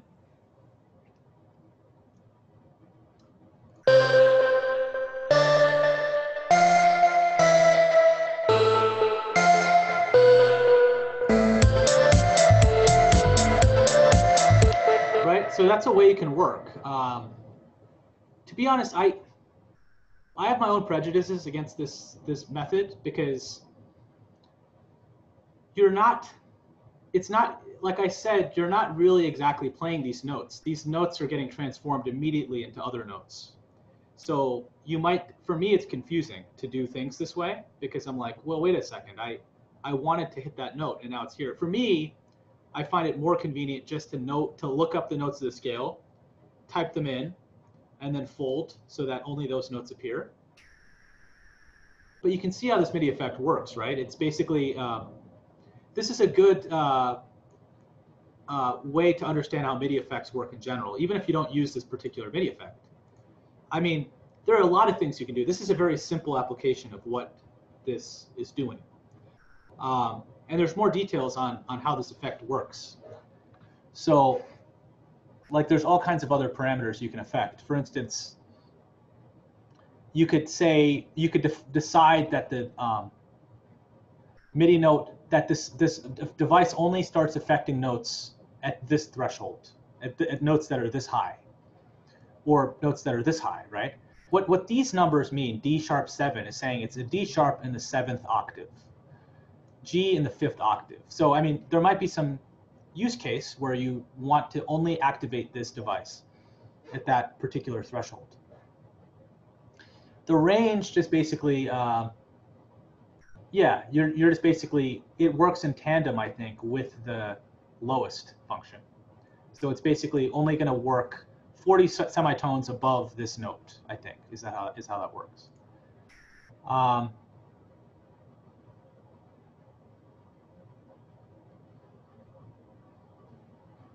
Okay, I'm not exactly sure what this does, but this looks interesting. There is a description on it in the help view. It makes it more convenient to create scales by automatically folding back notes if their offset to the original note is greater than 6 semitones. For example, if a scale normally maps an incoming C3 to an A3, enabling fold will map C3 to A2 instead. Okay.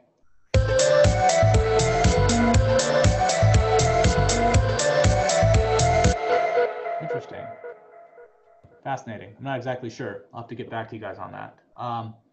You can transpose notes very easily this way. So for instance, you know what? I'm not.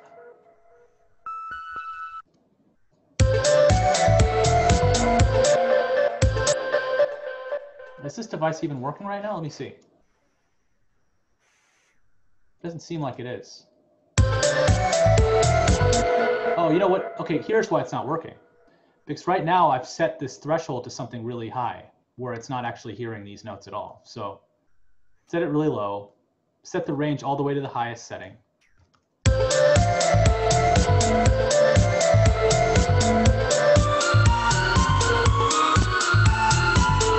you can transpose notes that way as well. So this is sort of like a foolproof way of entering notes. If you're feeling uncomfortable, or it's also fun if you're like, if you have a keyboard instrument, but you don't know how to play keyboard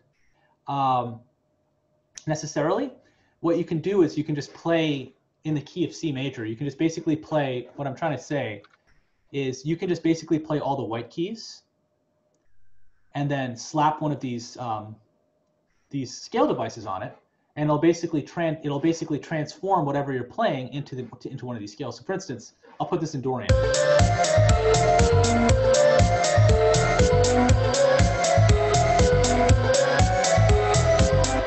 It's just taking what I've done and it's making it more exotic, or it's making it sound different depending on which scale I choose. So you can do all kinds of interesting stuff through this Istrian scale. I don't know what that is. So you can just explore tones this way. So it's pretty cool. So MIDI effects are one way in which you can process stuff that you've already made or stuff that you're yet to make by affecting the MIDI. Now that's different from audio effects. Hey, Professor. Yeah, sure. Well, what does the bass knob do? Is that going to change the key, like the note exactly from like C, B, A to move like that? I think so. Well, actually, no, it shifts the origin of the scale. Oh,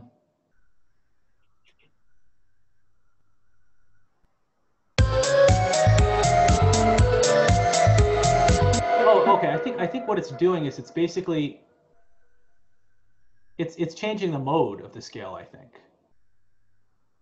Okay, that's cool. Yeah, I never even knew they had that in Ableton. Yeah, yeah, it's pretty awesome. Yeah. I think that's what it's changed. Basically, a mode is an inversion of a scale, and I believe that's what it's doing. Cool. So it's that's a whole other conversation. But I think that you can have some fun with this. Yeah, just drag it on, see what happens, and especially if you have a MIDI controller. I think this is probably the most fun way to explore using a MIDI controller with while you're playing. I think this is where it really shines. This is one of the ways in which it really shines. So there are chock full of other MIDI effects that we can talk about. We're going to talk about more as time goes on. For instance, like I think if I grab pitch, for instance, what pitch will do is it's just a very simple device that'll transpose.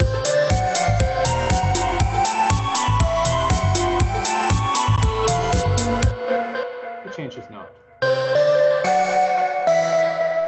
So anyway.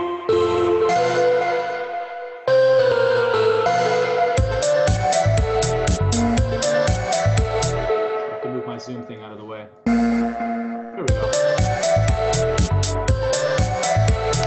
Okay. So anyway, so that is a little bit of that. I guess in terms of other MIDI effects, there are those are probably the pitch is probably the simplest one. We'll talk more about other ones over time, but I do want to talk about the difference between a MIDI effect and an audio effect. So an audio effect alters audio. And we talked about the difference between MIDI and audio. I think I didn't get a chance to talk about this, but so for instance, an audio clip, I think we talked about how it's less flexible in being adjusted, whereas a MIDI clip, MIDI is more flexible in being adjusted. Audio effects essentially work on audio. So they're doing some sort of complicated processing on the audio, and it's going to dramatically change the audio in ways that might be a little hard to comprehend at times. Less straightforward, I would say. But it yields amazing results. I use audio effects all the time. And where they're placed in a device chain is also different than a MIDI effect, because actually an audio effect alters audio. So the sound needs to be produced first. Like this is an instrument right here. The instrument needs to make the sound first, and then the audio effect is applied after the sound is made. So like, remember how earlier Ableton was complaining when we created, Ableton is always complaining. So now I'll drag an audio effect, right? I'll drag this EQ8. This is an equalizer. And I'll drag it over here. And look what happens when I drag it over here. It's saying insert audio effect after instruments. I'm like, come on, Ableton, you just told me to insert a MIDI effect before instrument. Now you're telling me to insert an audio effect after instrument. Well, it really makes logical sense. Like it has to go after the instrument because the audio has to be made first. Otherwise, nothing can happen. So I'll insert an EQ8 over here. And now it's basically, there's another set of indicators where you can actually see, the audio coming in. And look at how the indicator here,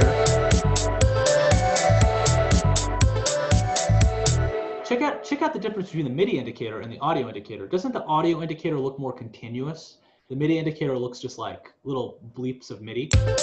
MIDI indicator, audio in it. It's like an actual waveform. It's an actual waveform. By the way, I don't know how easy it is for you to hear me while I'm playing audio. So I could try to fix that. I don't know how I'm going to fix that. We can hear you pretty well. Okay. Yeah, it's not too bad. Okay, cool. Because I could bust out this microphone too and set it up. Maybe I'll experiment with it and see how it works for next time. So an audio effect applies processing after the fact. So this is an equalizer. I guess this is one of the first things you're going to have to know about. First and last things you're going to have to know about, because when you create a track, this is a relatively simple device to understand. It's an exceedingly difficult device to master. Because ultimately, when you're mixing your tracks, you're going to have to master this particular device, among other devices. But this is one of the ones that you really have to learn how to use. But it's very deceptively simple when you first start using it, because basically all it's doing is it's showing the audio. It's showing the frequency spectrum of the audio. So it's basically showing low frequencies here, high frequencies here. And it's showing the amplitude of how all the different frequency components, how loud each frequency component is. So it's showing that there's a lot of activity in this particular region. Less activity here, right? So that's interesting. Now, what can you do with it? Like, great, I see a graph, awesome. Incidentally, you can actually expand it out like this. Okay, now, what can you do with it? Well, you can make cuts and boosts. You're like, well, I want a little bit more of this frequency, or I want a little bit less of this frequency. Let me make sure to remember to add some stuff about this. But so what you can do is you can make cuts to the low frequencies, and you can make boosts to other frequencies. You can do a variety of things. But here's one example. If I look down here at these little filter modes, what this is showing is that this filter mode right here it's a shelving filter. And what this is basically doing is if I move this up here and down here, notice how it's like a little shelf gets created, right? A little shelf. So now I'm going to hear a lot of bass boominess.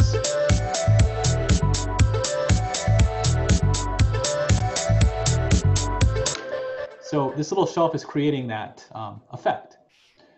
I could also roll off the lows. A kind of typical thing a lot of people do is they roll off the lows for tracks that aren't meant to be very bassy to begin with, because you want to save space for those instruments that are dedicated bass instruments. You want them to have that frequency content. So one thing you can do is you can take this and you can be like, bam, I'm gonna cut out the lows. You can do it really dramatically. What would happen if I just kept going?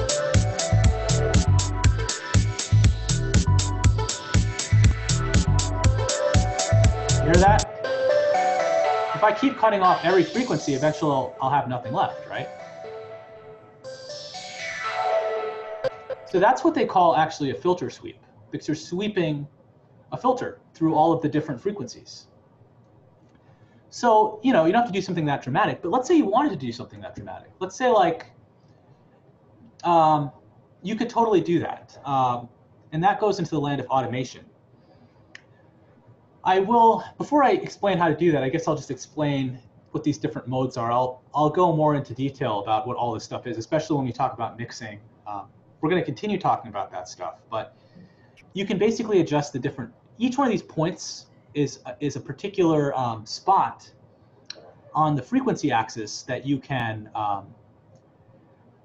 change the shape of how that how the filter affects. Basically, you can adjust how the filter affects that particular frequency range. So right now it's a shelf. It's behaving like a shelf, like high shelf, low shelf, right? But I can do something like a low cut filter, which is probably more sensible, because now because when I use the shelf, I saw a little peak here, and I probably don't want that necessarily. So now I've got a little cut here, and this is a low cut filter. I'm cutting the lows. Another name for a low cut filter is a high pass filter, It's you're cutting the lows, but you're allowing the highs to pass. Don't worry, we'll review all this stuff.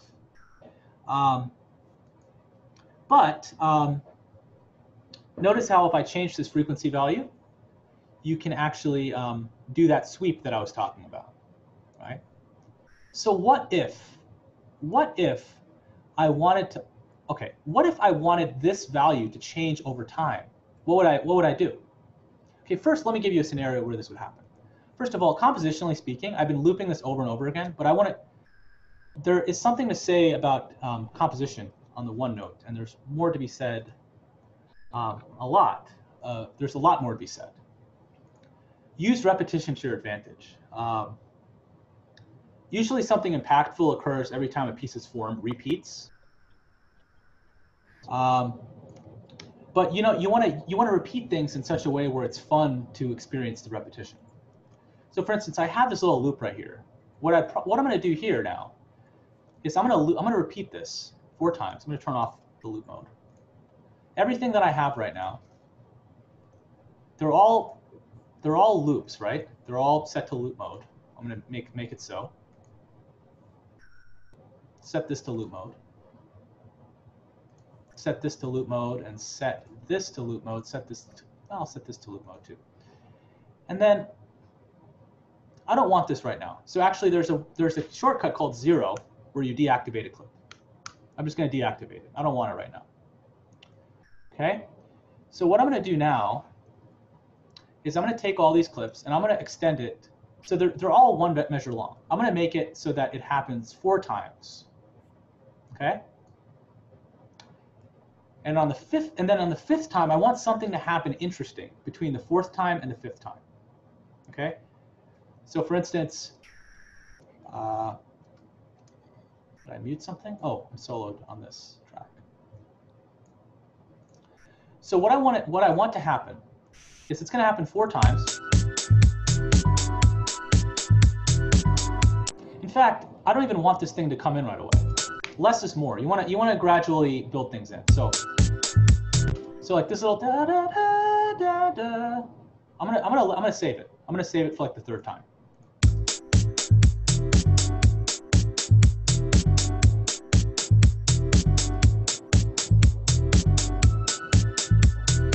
Right, that's logical, right? You let it grow and then something happens, right?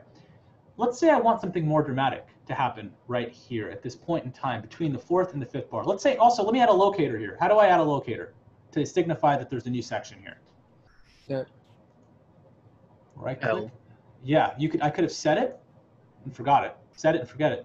Or I could have right clicked it and clicked add locator, or I could have clicked L. So I'm just going to call this, I mean, this is really getting really granular because I'm like, well, why am I labeling this much? But I'll just call it after intro, just for fun. So this is a technique I like to use all the time. This is called, I was talking about a filter sweep. This is a good opportunity to talk about automation. So I believe on that instrument here, I have this EQ. I'm going to move that EQ to my master track. Okay, remember, my master track can have, the master track can have effects and clips, I guess, but really a master track can't have clips. It can only have effects. Because there's nothing like it'll just basically highlight whatever's selected. Like the master track is basically where everything goes to. In session view, you could see it, all the tracks that I have right now, they're all being fed into the master track and they're all being added together. And that's what I'm hearing. So if I lower the volume of the master track, I start getting nothing, right? But what's cool about the master track, not only is it cool for adjusting the volume, right, which you're going to have to do, it's also cool for putting effects on that particular track. So like, let's say that particular filter, I'm going to drag a filter. I'm going to go to the master track. And remember, I'm in device view for the master track. I'm going to drag an EQ. And now In fact, I copied that filter I had from before. Well, no, I didn't.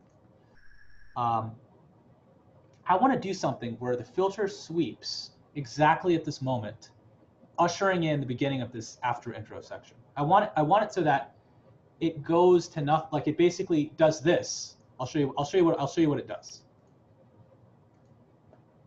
Open the low pass. I want it to do this.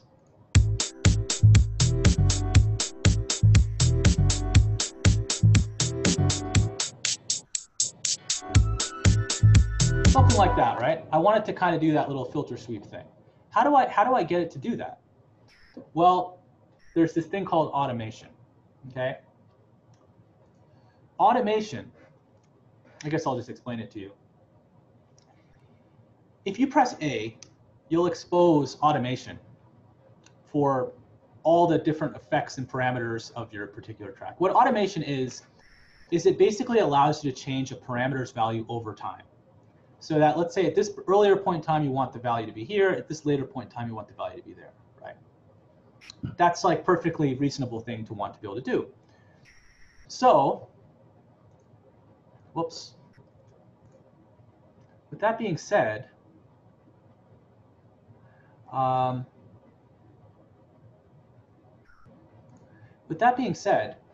you press A to enter automation mode. And what you do is you click a knob, right? So I clicked, in this particular case, I clicked the knob, this knob, okay? And notice how, I have to unfold this. Notice how when I click this knob, this value reflects this particular value, this knob that I clicked. So keep looking over here as I click different things. Now it's showing the frequency value over time. Now it's showing the Q value, the resonance basically of the filter over time. Now it's showing the filter on value at that time. You can automate just about everything in Ableton. So now I'm going to click this frequency thing because I want to automate this frequency over time. And again, you click the knob, the value of the device parameter, that's what that little dotted dashed red line is. It's basically showing what the value of that parameter is. And right now it hasn't been set in stone. It hasn't been codified to be anything in particular. So I could just move this around, it'd be fine. But once I actually set it, I can't, it'll be stuck for good. And I actually have to work around that automation every time I get there. I can just willy-nilly move these knobs around, and there's a strange behavior that Ableton takes on when you do that. But for now, I'm going to show you how to draw automation. So what you do, let's say at this particular point in time, I want this. This is actually, you know, it's funny. I actually requested this particular feature get incorporated, so I'm really, really happy about this particular feature that I'm about to show you. There's a simple way I found to draw automation. If you select a particular region, now that I've selected the actual parameter I want to work with, you can drag these little automation handles. And notice how like you can stretch or squash the automation. I can do this, I can stretch it, I can shorten it. This is a really convenient way to work with automation, I find. So for instance, right now what's going to happen, oh, I automated the wrong parameter. I've got to go to the frequency 1, because right now, look what happened. It's adjusting the frequency of the second filter, but it's not doing anything because it's just adjusting the frequency point of something that isn't changing. So I have to make sure that the first, notice how depending on which pane I select, it corresponds to a different dot on the graph, right? So I want to basically control this one dot right here, right? So I have to basically automate this. I'll try it again. Oops, wrong thing. Show automation. Let's see what happens.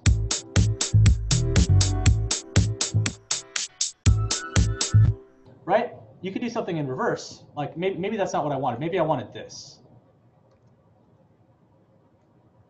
I probably wanted this.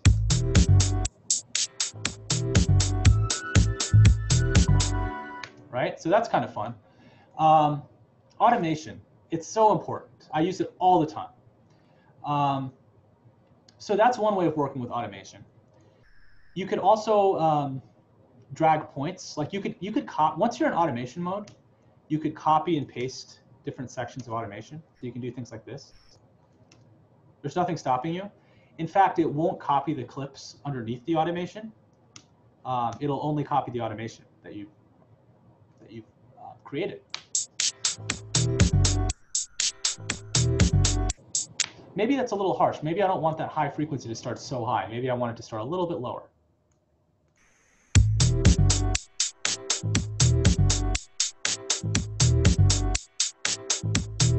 Right?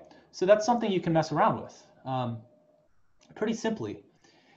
I know this is a very interesting, albeit somewhat complicated topic, but this automation handle thing really kind of simplifies a lot, I find. This was a feature that Studio One, pre-Sonus Studio One had, and I made a feature request for it. I was like, come on, I want to be able to stretch and shrink stuff, because you can imagine the potential for like dubstep when you have like a wobble and you want it to go for a certain length and you want another wobble to go for another length. It's kind of a tedious process. The old-fashioned way of doing it would be like, I'm going to draw a point here, draw a point here. And then, oh, I want to stretch it to this, I have to do that. But I want to make it smaller, I have to do this. But what if it's more complicated than that? If I lower this, then this doesn't get lowered.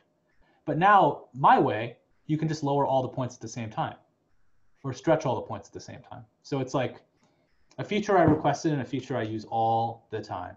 And it's really handy. You can also right-click a particular region, and it'll show you different shapes. So you can do like a sine wave automation. All kinds of interesting stuff. Oh, there's some stuff in the chat. Let's see. Oh, okay. Is it possible to make oscillating automation? Answer my question. Great. Yes. This is a new feature that was added in tandem with the ability to transform automation. So it's really powerful stuff. You can make noisy automation. Oftentimes what I'll do is I'll automate a device on and off. So like, for instance, I might have some, okay, so I'll drag another really, just for fun, I'll drag a really complicated device into this mix, okay? This is one of my favorite audio devices. It's called the grain delay.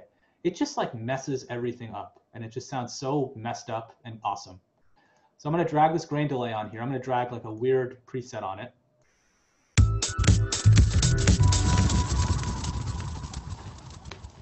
It's just like so powerful. But like you probably don't want it all the time, right? You only want it like sometimes, right? So I wonder what this will do. Yeah, totally transforms it. So you can add effects after effects. That's the cool thing. You could just keep layering effects after one after another. And what happens is this effect works its magic, and then it gets fed into this effect. Now there's all kinds, you might be wondering, well, what is the best order for putting effects in? There's a whole debate on this. There's a whole lot to say about that. Depending on whether you put your EQ first or your compressor first, you'll have a different result. And it really depends on what you're trying to do and how you know how to use the tools that you're comfortable with. But let's say I don't want this effect on all the time. I just want this effect, maybe just for like one little blip, I want this effect to be on. And so what's interesting is there's two ways I can do this. One is there is this on-device activator.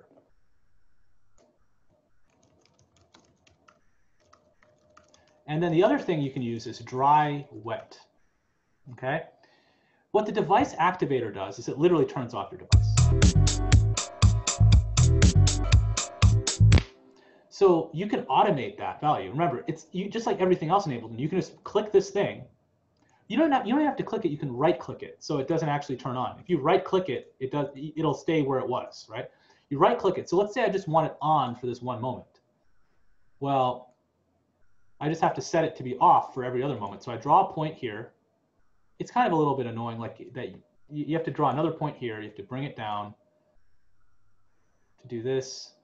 And now it'll only be on for that one beat.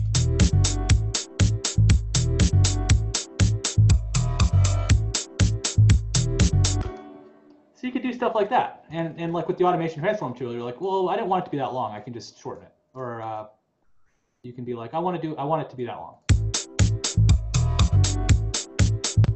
Right? So you can do that. The other way to do it is by, oh yeah, first, let's say I want to delete it all. I can click clear envelope and it'll get deleted. The other way to mess around with automation is by using the dry wet control. And what the dry wet control is, for many devices, they have this. If it has it, you should use it because it's more flexible.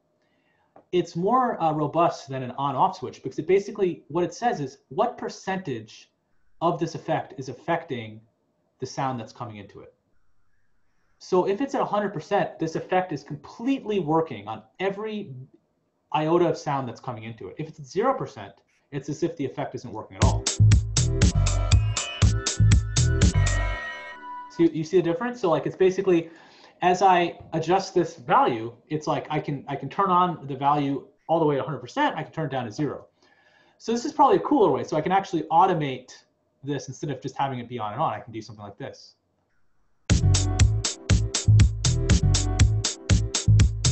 It's very subtle, right? There's just a little bit of the effect. You don't have to like you don't have to go too crazy. If you want to, you can go all the way. Right? So another thing about automation is there's curved automation. By holding down Alt or Option, you can drag it and it'll curve. And this is something I use all the time. Because oftentimes you don't want a linear ramp. You just want it to quickly go down to the value and then settle into that value more quickly. Or conversely, slowly get into the value and then very quickly get to the final value.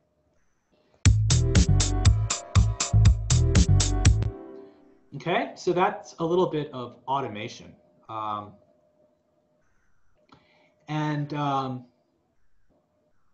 see. Just gonna check in with everyone really quickly. I'm seeing a bunch of blank screens, so let's see. Professor, I have a question about the automation. So while the vertical line of like where the thing's playing, if it's already on an automation and you're changing it in real time, is it gonna adjust in real time or no? So if you move this in real time, will it adjust the automation in real time? Yeah, like I know it would if the, I don't know what to call that thing. I keep referring it as the vertical bar, but before it gets to where you adjusted, I know it would do it in real time. But what if it's already like on, let's say, a downward curve and you want to adjust it? Would it do that in real time? That's my question. Okay, so I think I understand your question. Correct me if I don't. But if I understand correctly, one sec. If I understand correctly, like right now this automation is going on a downward turn. Mm-hmm. Are you saying like if I wanted to turn this knob at the time when this was turn this knob up at the time when this was going down, would it override what this is? Yeah. Okay. So that is man, there really are no easy questions for this subject. This gets into automation overdub. And automation overdub is basically this idea that you can, for one, this is the idea. Right now we're drawing in automation, but I could, let's say just for fun, I'm gonna set my MIDI controller to control this particular automation value. So for instance, I'm gonna set one of these knobs on my controller. I'll set it to this one. Now this knob, you can't see it, but I really am turning a knob, is mapped to this particular control. And now when I do this, it'll actually, well, isn't this funny? As I do this, first of all, notice how the original automation that I wrote in the background still stays, but it's kind of ignoring that automation. So this is a peculiarity of Ableton Live. This is the reason they have it like this is because it allows you to have some live flexibility. You're like, oh, I made this song, but on the fly, I want to like, if I'm on a live show, I want to like do this live. And like, it's amazing that Ableton can do that. Mm-hmm. So it'll deactivate the automation for that particular moment in time. And it'll reactivate if you actually click this red button. And this is another one of those buttons. If there's a set of if there's a set of buttons on your hand that could drive one crazy about Ableton, if you don't know what you're doing, this is one of those buttons. Like you could drive yourself mad by being like, why is my automation not doing what I want to do? It's this tiny little button right here, re-enable automation. So that's one. This didn't answer your question, but this is something to be aware of. But there's another, to answer your question. Let's see, how can I answer your question? I think what you have to do is you have to record enable this. You have to actually record. And I think now what will happen is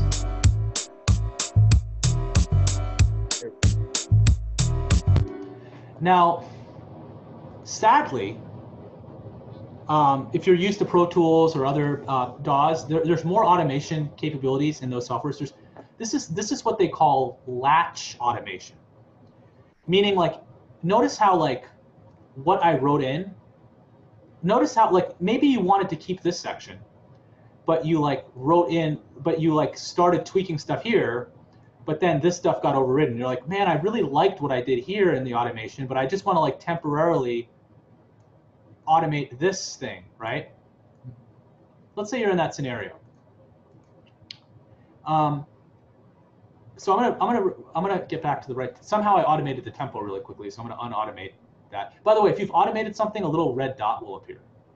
So right now, notice how my tempo got slower. I didn't mean to do that, so I'm just gonna clear the automation. Right-click the track and click Clear Envelope. I cleared the automation. Now I'm gonna go back to my automation from my kick. And I'm going to draw an automation. I'm going to show you where it can be a little frustrating.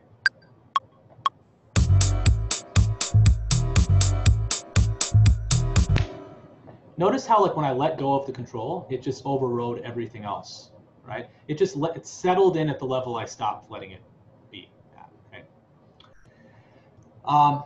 What I could do, I apologize, this is getting complicated, but to those of you who are interested in this, I might as well just tell you. There's this button here called punch in and punch out, which basically lets you decide when you start recording and when you stop recording. So let's say I only want to automate this region right here. I set the punch in and punch out mode to be this, and I actually have to move my loop brace here as well. And now if I adjust automation, it'll only record for this particular region. So I'll try it out.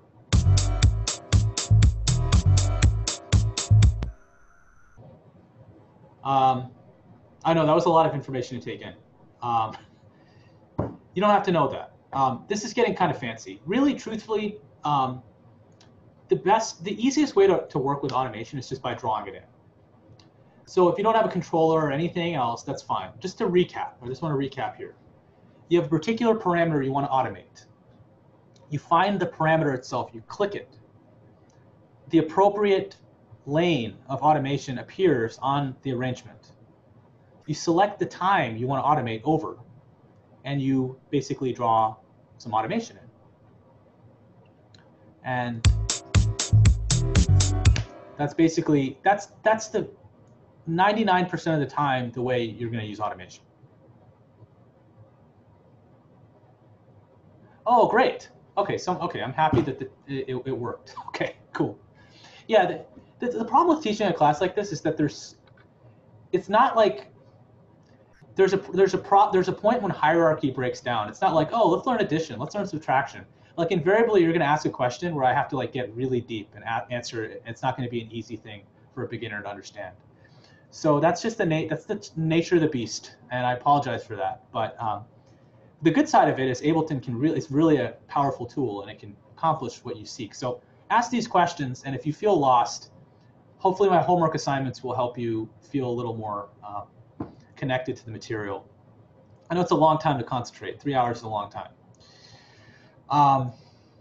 Okay, so how about this? It's 1:28. Let's break off into groups, or let's actually see if you can accomplish automation on a device that you like. It can be a MIDI device, it can be an audio device, it doesn't matter. You can automate anything. You can automate your track volume. Let's just see what you can do. We'll just spend some class time doing this, and then we'll maybe some of you guys can show what you're working on. Professor, Sure. I have a question about automation. Yeah. So should I just share my screen or? Oh yeah. Go for it. So this is just random notes and stuff I put in just to test out stuff. So like I'm trying to do the example that you did where you know, like did a effect over like automation time, but like every time I try to click on this and like manipulate it, it's just okay. it just goes like this. Okay. So you're automating the wrong parameter. So look at there's a little red dot. What you're automating right now is the filter type. So you see there's a little red dot in the EQ8. Yeah. Here. Or not there. In the device itself. Not there actually. On a little lower. A little to the right. That red dot right there. Right. You're automating that right now inadvertently. What you want to automate is the frequency. But actually, you want to change that mode really quickly. You want to change that to just something like that. Yeah. Okay. And then you want to click the frequency value. The frequency. Oh, sorry, the frequency knob in the top left. Oh, here. That and then yeah, exactly, and that's what you want to automate. And then okay. Oh, okay, I see. Yeah. And then it should go from like this higher frequency to this frequency now. Yeah, that's what you have it set as, and there's really no right or wrong way to do it. Like that's Oh, okay, cool. Yeah, and then if you want to make that faster, for instance, you can either move that dot to the left, or you can select a region, and you could and then you can extend it out. Okay. All right. Yeah, Thank exactly. you. Yeah. Of course, yeah. It's I'm glad this is a practical application of automation. I know it's predicated on you learning about EQ and all that stuff. So maybe for I'll add an interim homework assignment for Tuesday where you can all demonstrate how to automate a filter sweep, or you know what, I'll just make it part of the same assignment. You guys have a week, so I think that'll be a good test. And I will sorry, I keep changing the assignment, but I will finalize it by tonight, and I'll let you guys know what the actual assignment is, so you're not like, what is the assignment? It won't be a moving target, but it's helpful for me to know how, in real time, how all this is going. Okay, where do we turn in our assignment? So I actually haven't made the Canvas thing yet, so I have to do that. Yeah, it's going to be on Canvas, and I also have to make the Blackboard. The forum for it, so you guys can look at it that way as well. Yeah, and I think it should be relatively straightforward. I mean, worst case scenario, I'll have to explain this to you on Tuesday if you don't get it, and then you'll still have ample time to turn it in before Thursday's class. So yeah, just be brave and be happy to share, because on Thursday of next week, I'm hoping that a lot of people will share their work and we can talk about it and deconstruct it. And I think that's probably the best way to learn, is to other people have this. Everyone's going to have the same problems, probably, including me. So let's share what we got. We all have interesting backgrounds. I wrote them all down. So speaking of which, anyone want to share their automation?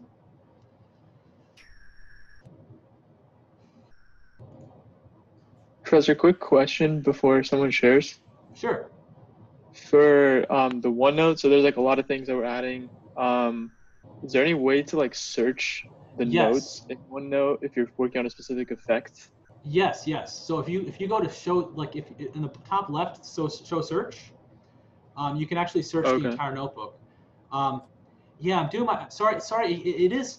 This always happens when I use it, but it's way better than Google Docs, because Google Docs the last time I taught this class, this was all one Google Doc, and it was just like this crazy thing. And now I think it's nicer when it's separated like this. But yeah, if you forget, just search here, and then unfortunately, because of the way I called this notebook, it'll tell you where it is by hovering over the specific item, and then it'll tell you like it's in Music 173 Summer Session 2 Ableton. I'll shorten that name of the notebook so that it's not so long. I hope it doesn't cause you guys to lose access, but it would be helpful. Gotcha. Yeah. Yeah, and this will get populated over time with the different effects. I'll explain the EQ in greater detail. If there's anything else people want me to teach about, like just let me know. Like I'll write it in right now, or if you think of it later, just email me and I'll add it to the curriculum as best as I can. Like a specific style or anything like that. Happy to investigate. Professor, I have a quick question about Ableton. I think we may have gone over it. Sure. Are you able to easily just get a track from session view into arrangement view? Okay. So session view. I should probably explain session view at some point. So you can.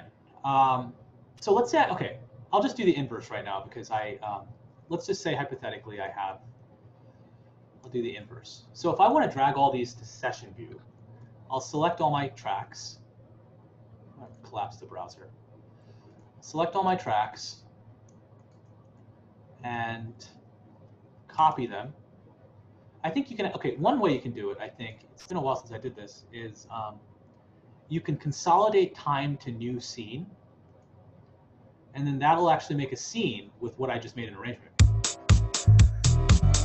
But you can do the inverse as well. So let's say you have a bunch of clips right here. I think you can right-click this, and then you could do. Oh, okay.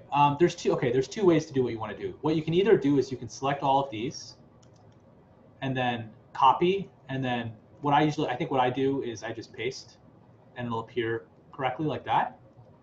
I think you can also click and drag, I believe. Maybe not. There's actually multiple ways to do what you're trying to do.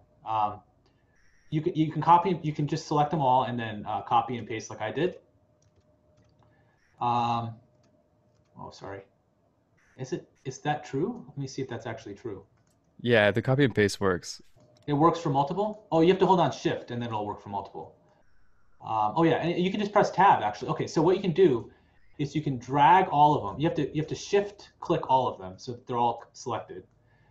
Oh, you have to hold down Shift while you do it. Sorry. Okay, yeah. No, you just have to Shift all of them, and then you can just drag them in. And you just have to make sure they line up to the correct track, because you might offset it, and then the bass MIDI might go to the piano MIDI, the piano instrument, which means the piano instrument will play the bass MIDI, if that makes sense. So like, you notice how it's like not discriminating. It's like, oh yeah, you can put this here, but really the place to put it is this. So you could totally do that. Yeah.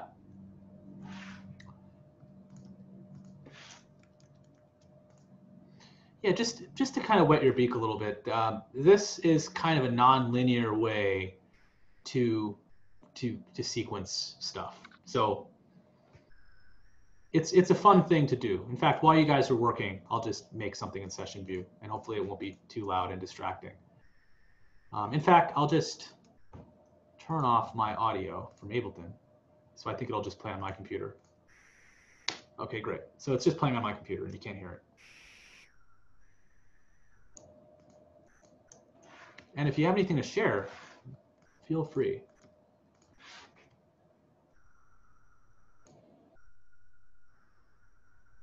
I should say one more thing, but I'll say it later.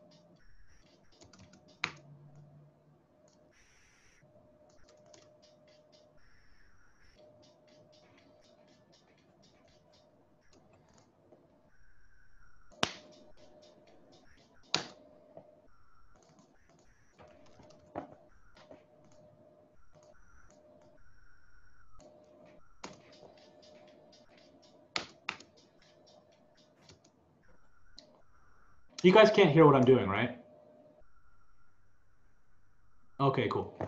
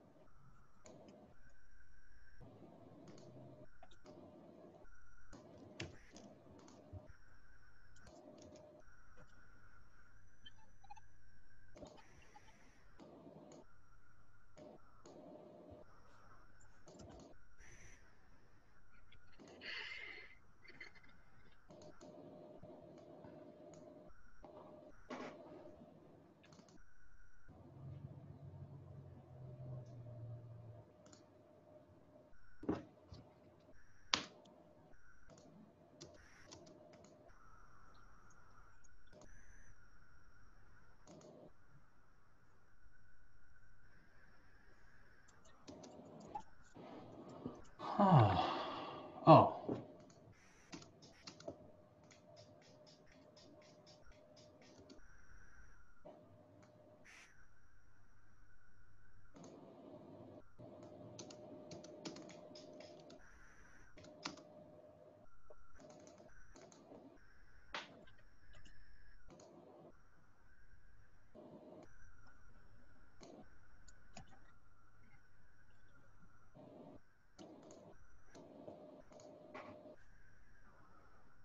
Huh.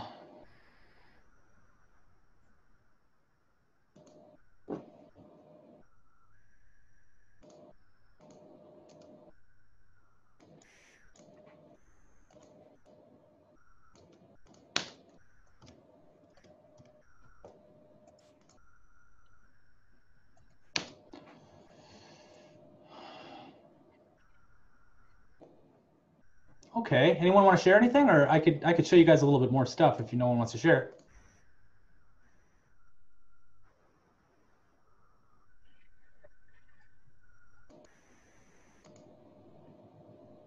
Come on. I can share. Okay, cool. Thank you. Right.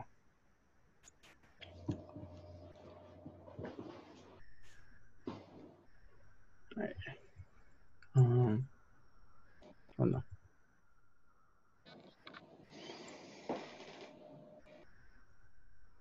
Okay, so just the automation part? Oh yeah, whatever you want to share. It's all I good. guess just the automation's fine. Oh, okay. We can't hear what you're doing. I think you have to. The Zoom audio device. I think. Oh, there we go. Yeah, there we go. Did you guys hear now? Yeah. It's like, I don't know. I just did the automation here with the EQ thing. I guess that's all really. Oh, nice. And that's Donkey Kong. Yeah, it is Donkey Kong. Nice. Yeah. Yes. That's awesome. Yeah. That's effective. That's right. That precedes the beginning of da-da-da-da-da-da. Yeah, it's I guess I'll just play from like here, I guess. And then so I just sampled the Donkey Kong Country 2 theme song, and then I added my own drums.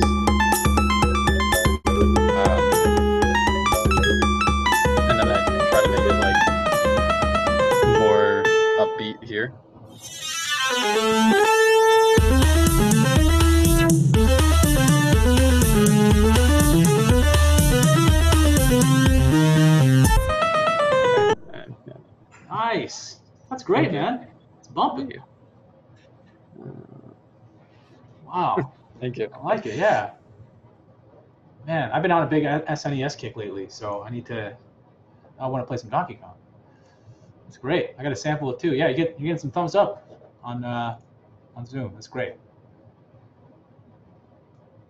Yeah. Any other folks? When I'm in class, I can stare at you and until you do something, but now I can't stare at you and guilt you that way. I could just call on someone random, but everyone's gonna get really nervous. I could share. Oh, great, cool. Mine's not as complex. Hold on, let me.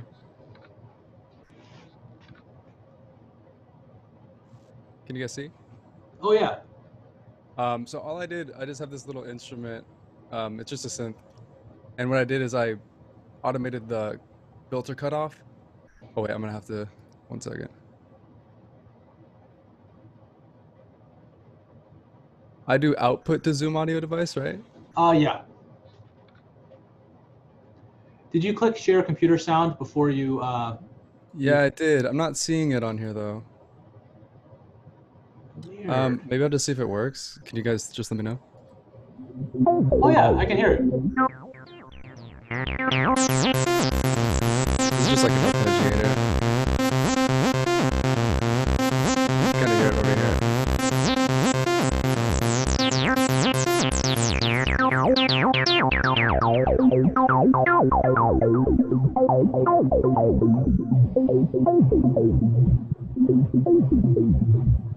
That's it. Oh man, that is dope. I love it. That's so cool. This sound. I love the crunchiness of that filter as you automate it. It's so cool. Yeah, I really like that. This synth's a lot of fun. I've been playing around with it. I don't know if you guys can see it because it's a separate window, but Oh yeah, we can see it. it's a lot of fun. Nice. Silent. Okay, yeah, I've heard about this. I need to look on a way to get this.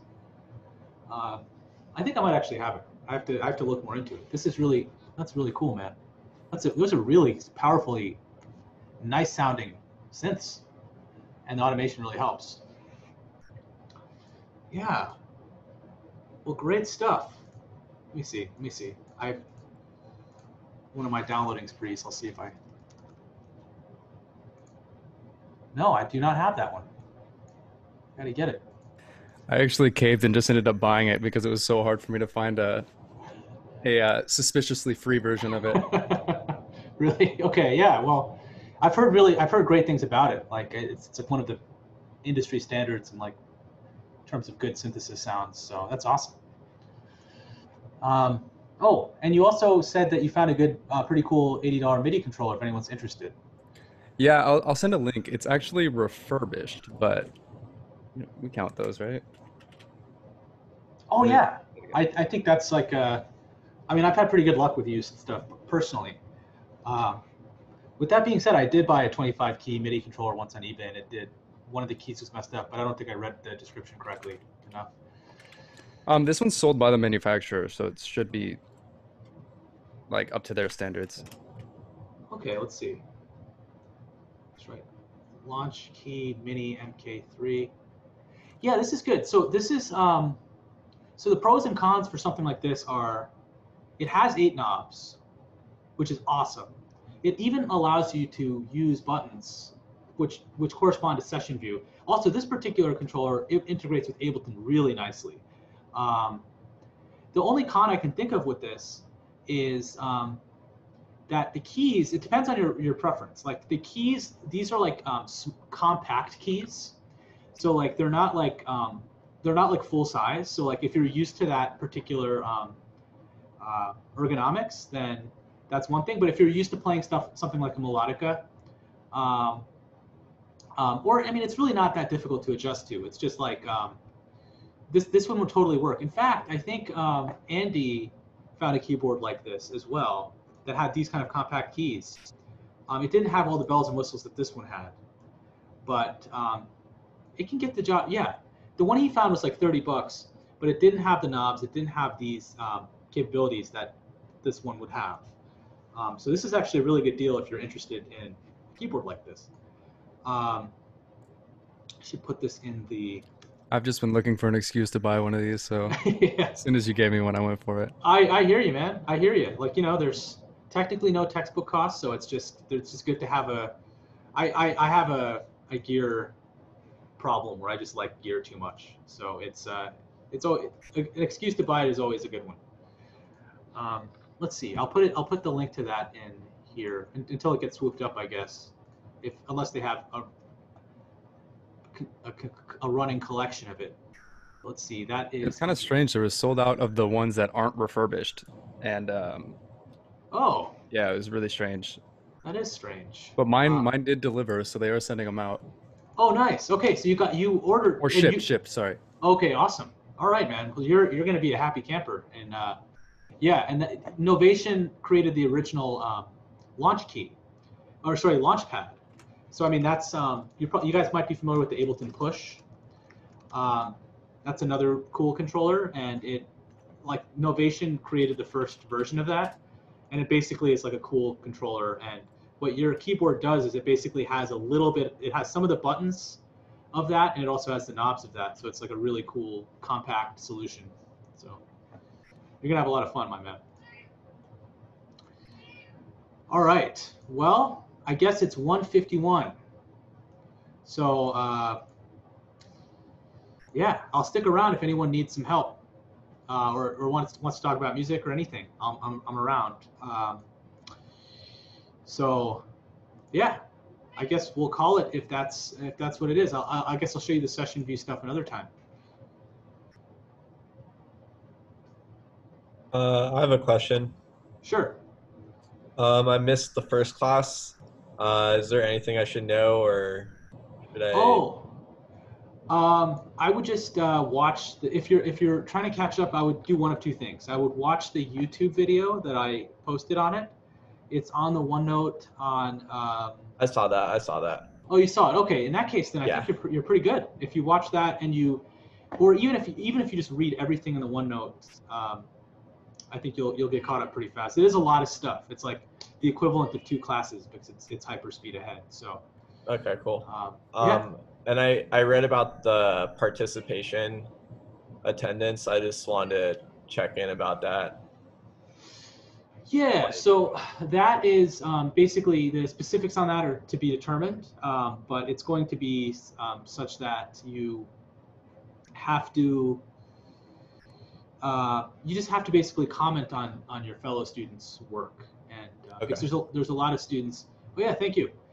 There's a lot of students that will have time zone issues and stuff, so it's not really a requirement to be in person, but I do prefer it because it's just helpful. Like I learn things about what people can't or are struggling with, and I tailor the curriculum as a result. And then, yeah, wish everyone all the best as well. Makes sense. And yeah, and like if there's collaborative things, which I think there are going to be more of that, we're gonna have to figure out how. It's just beneficial. But yeah, I think you're totally fine. It's as long as you do all the work. It's pretty easy class. It's a fun class in my opinion. So just have fun with it, and assignments aren't too bad. So. All right, awesome. Thank you very much. Of course. Have a nice day. You too. Professor, I had a quick question. Could you help me get that sine wave automation going? Oh yeah, absolutely. Jarrett, when you did it, did you right click in the arrangement to do it? Yeah, that's what I did. I just highlighted like an area and then right click and then choose sine wave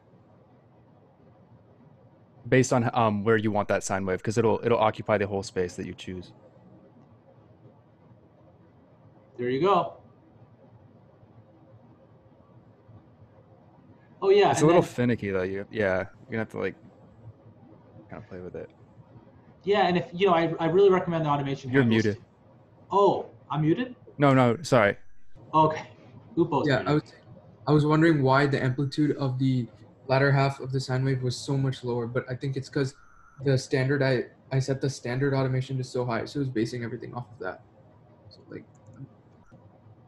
Oh yeah, squashing and squishing helps too. So like that's where the automation transform tool comes really into handy when you if you draw the sine wave and then I guess I can show you really quickly. I'll Okay. Should I stop sharing then? sure. I'll kick you off. And then right here. So I guess like if you draw a sine wave automation. I don't think you're sharing your screen. Oh, I'm not sharing my screen. Let's see. Let's see. Sharing my screen. If I draw a sine wave automation, if you select the region after you draw, if you create the automation, you can lower the bounds, so it'll oscillate over a smaller region. Okay. Yeah, I use this feature so much. It's crazy. So, like if you want to taper off the sine wave so that it like goes lower but also slower or faster, you can also select a particular region, part of the sine wave, and like shrink that. Okay. So yeah, it can be a little finicky. I haven't used sine wave automation as much, but I'm going to start using it. I have used it for some applications, but Okay. yeah. You said do everything in the master track, do all the automation in the master, not in the individuals? No. It depends on what you're trying to do. Like I think in that particular situation, I wanted the effect to be applied to everything. Oh, okay. So, but there are some weird peculiarities when you're working with session view, because then I just discovered this, like when I was working in session view, that it'll we haven't gotten there yet, but it'll acquire all the automation. The master track automation will apply to session view as well, because when you're in session view, for instance, like I know we haven't talked about this, but I created a little session view thing, and let's say I want to introduce certain things one at a time, like I want to introduce this, and then I want to introduce this, and then I want to introduce this, or actually I want to introduce just the simplest drum, or a cowbell drum that I created. Everyone needs more cowbell.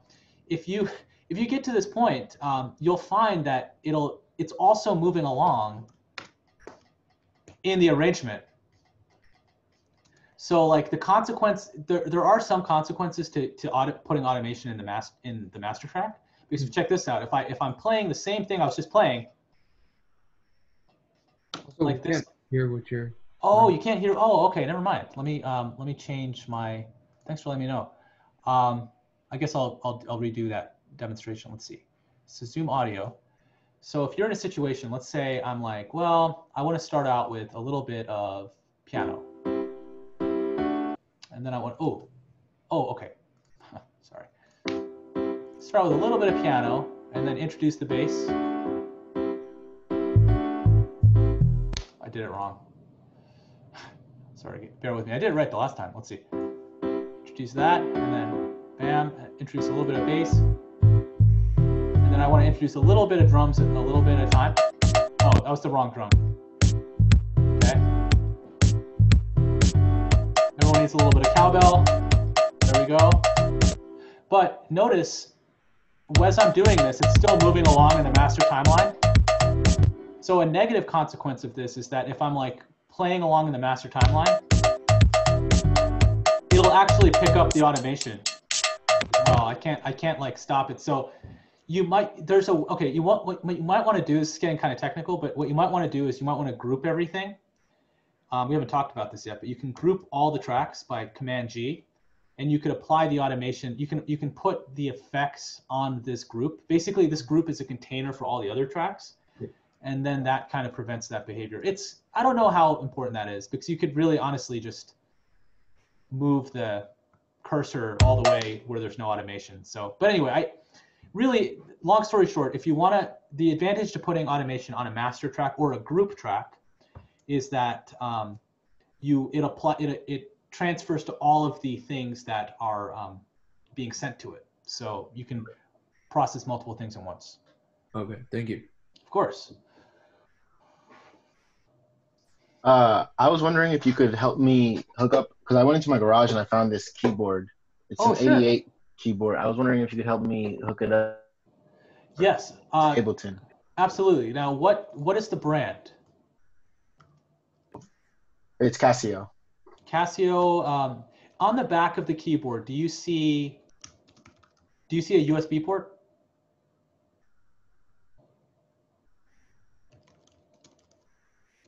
Oh, I can't hear you. I'll just unmute you. Sorry about that. No worries. Um, Let me just unmute myself. So I got the MIDI cable, and it has the little port for it, the square port for it right here. oh, great. Okay, awesome. So you got okay, awesome. Okay, so then all you got to do is connect that to My laptop, right? yeah. So let me actually stop sharing. Why don't you share, and then I'll see if it's picking up any data.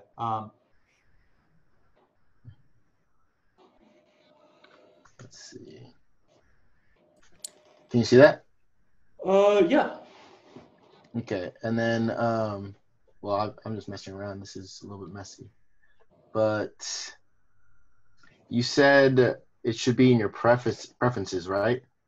Well, actually, before you even do that, if you click a note, is anything coming up in the MIDI indicator? Well, you can keep it open. You can keep it open. No, I don't think it is. Okay, okay. In that case, click the link MIDI tab. Sorry, say that again. Oh, click the one that says link in MIDI, the tab on preferences. I think it's there. You go. Okay. Oh, there. Okay, great. This is oh, okay. Track is showing. Oh yeah, I see this. Weird. So when can you play again? Yeah, oh, no. it plays like just regularly on the piano on the Oh, keyboard. great. Okay, okay. This is what you got to do. So it is. I actually play it again, and notice how there's a MIDI indicator light in the top right of Ableton. Every time you press it. Well, sorry, this is covered up. Okay, yeah. So it's picking it up. Now you can exit out of preferences, and then what you have to do. Sorry, this bar is blocking me from. It's the struggle is real, man. That's been the story of my life. Really soon. It's the top bar though. I can't even. Oh, there's yeah. You got to grab it in the exact right place. Yeah, hold on. Sorry about that. No worries. Oh, I can move it. My bad. Okay, cool. Okay, and then. So what? Sorry, what were you saying? So then you have to arm the. Oh, I never talked about this today. I had a slide on it. You have to arm the correct track. So, for instance, what you want to do is, you know what? Let me actually stop sharing my. Why don't I stop sharing your screen, and I'll just show you the OneNote page for it, really. So what you want to do, and I'll have to go over this next time. If you record, maybe I did talk about this. So record enabling. So what you want to do is you want to make sure for the track, like you have a horn track or something, you want to make sure that this is selected. Like you want to click that. Okay. And then you should be, if you play, you should be able to hear the sound. Let's see. Wait, where is that again? That is. Oh, I see on the track. So this right here. I think so. Oh yeah, cool. Yeah, there it is. And then sure. you can just record that way. You might want to set a count in so that you actually get the correct. Like actually, I guess I'll show you this one as well. Like if you go to your preferences and you go to record, warp, launch. Do you see a count in? I find count ins to be useful. Let's see. Hold on. Sorry. What am I looking for again? Record, warp, launch. Yeah, record, warp, launch. All right, I'm on there. Okay. Do you see on count? Oh, whoops. I just did something on OneNote. Do you see? Do you see what I see? Like where it says count in, where the arrow is. Do you see? Yeah. Does it say 1 bar? Yeah. Okay, great. That's good. Another thing that you might want to do that we talked about a little bit earlier is that the key mapping, where you set, you basically set like R, you like go to key map mode and you set the R key on your keyboard to record. So you can just like, that's something I do all the time. I'm like, I record and I like play and then I like mess up and I press Command Z, I press R again. But yeah, basically once you press that record button, I can start fiddling around with the keyboard. Yeah, you can start fiddling out the keyboard, and then once you press the record on, once you arm the track, you can start fiddling around. But then once you actually have have armed the track for recording, you have to press record right here in the transport to actually start recording. And you'll have Alright. and you'll have a 1 bar count in, and then you can go from there. Sweet.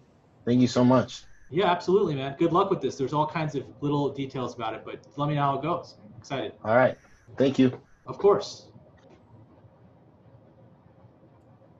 Professor, I just had a couple quick questions. Well, maybe the second one's not so quick, but the first one should be, should I be worried about the amount of tracks that I have? Like, will you ever overload Ableton or anything like that?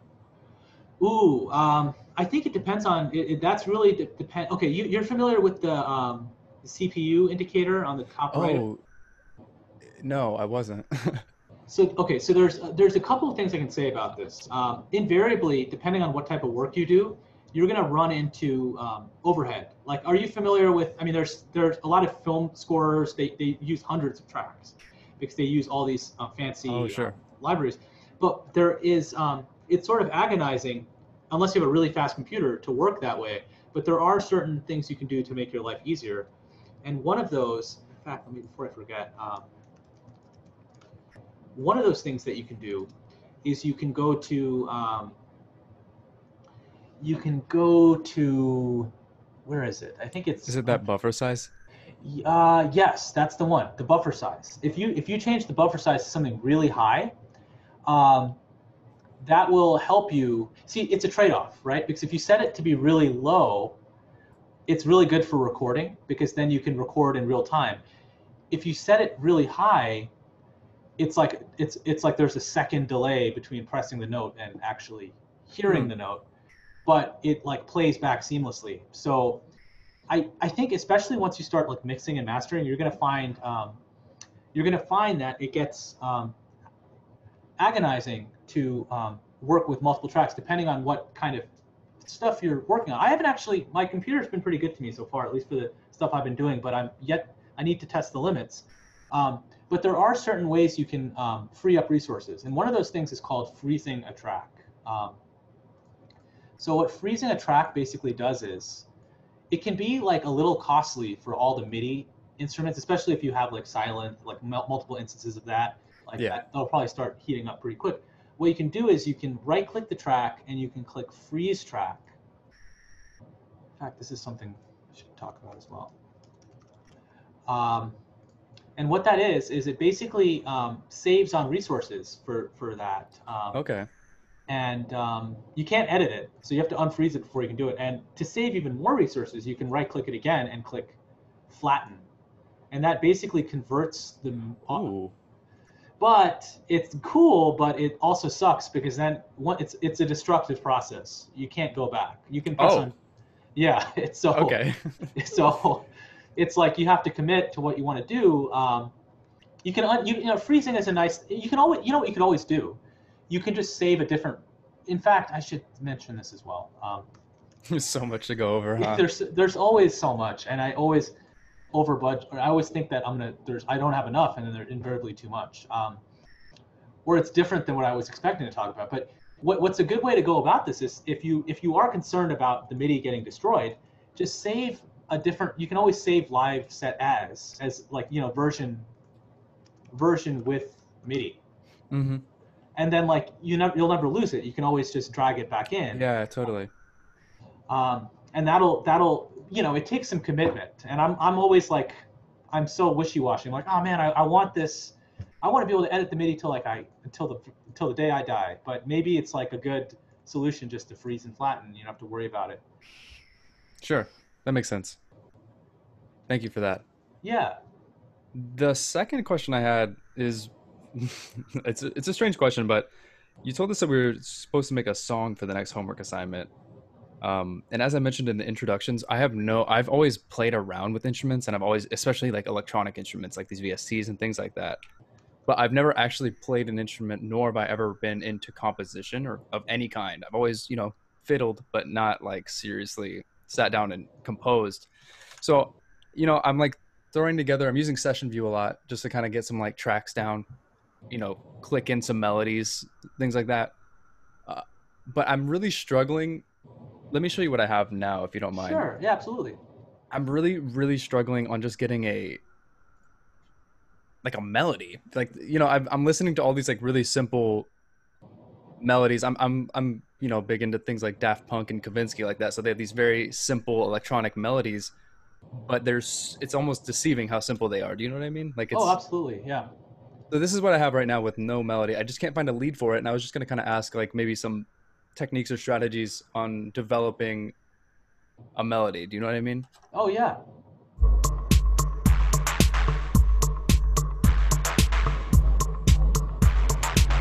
So just like a simple drum track with like, I think this is an ARP playing right here. Can you hear it? Yeah. Okay. But like when it comes to like leads, like first of all, if you're finding an instrument that sounds like what you have in mind, or like something that click, you know, I'm just like clicking through all these like synth keys. You know, I'm just like going through every single one and just it's like, nah, that's not it. That's not it. That's not it. Right. It's so difficult. I don't know. It sounds really good so far. I mean, I can imagine already, like, I can imagine something I would do to it. I mean, I really like the stage for it. I mean, I'm imagining something really sustained, like da, da, da, da, like something kind of long and not like too busy. Okay. And yeah, that, I mean, I guess, are you familiar with like major versus minor and all that stuff? I've been ever since I took Professor Miller, I've been kind of dabbling with some music theory because it was like almost impossible to take his class without knowing some of that, you know. He just threw it out so casually. It was like, wait, hold on, what? Oh yeah, he's my I've been advisor, listening so to I totally know the struggle with Miller. He that guy is so brilliant. He's incredible. I couldn't believe it. Yeah, he's amazing. I love the guy. So I think that I think one thing that what might help you is just knowing about a minor scale, like a minor scale versus a major scale, Sure. and just working on using notes from that particular scale. So I think probably the first method I showed, where you kind of fold all the notes into, like, you decide the notes beforehand. Like, I can imagine minor working really well for this song. For some reason, that's the first thing that comes to mind. Okay. So like, for instance, you can even try this out right now if you have, or actually you have some melodies there. I'm kind of curious what you have. Well, these are a little busy. I was mostly playing around with I don't know when to, listening to, like, I've been like really close listening to a lot of electronic music, and it seems like they prefer single notes over chords most of the time when they're using these synths. And so I was mostly trying just some simple, like, I guess this would probably be, I don't know, this is not a chord, right? Chords would be set of 3. Oh, yeah, I mean, yes.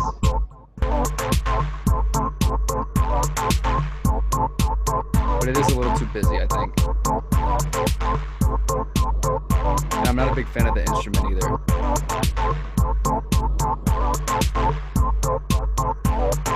I was having a lot of fun with this. Nice. That sounds cool, man. I think it could work for certain spots, but yeah, I think you need something simple and maybe like a atmospheric pad, I haven't seen Blade Runner, but I know the pad that they use, something like that. And so why don't you, if you have the time, why don't you try right now just clicking a clip or creating a MIDI clip, and then just do you know the notes of like A minor, for instance? No. What are they? It's really simple. It's just A, B, C, D, E, F, G, A. It's all the alphabetical pitches.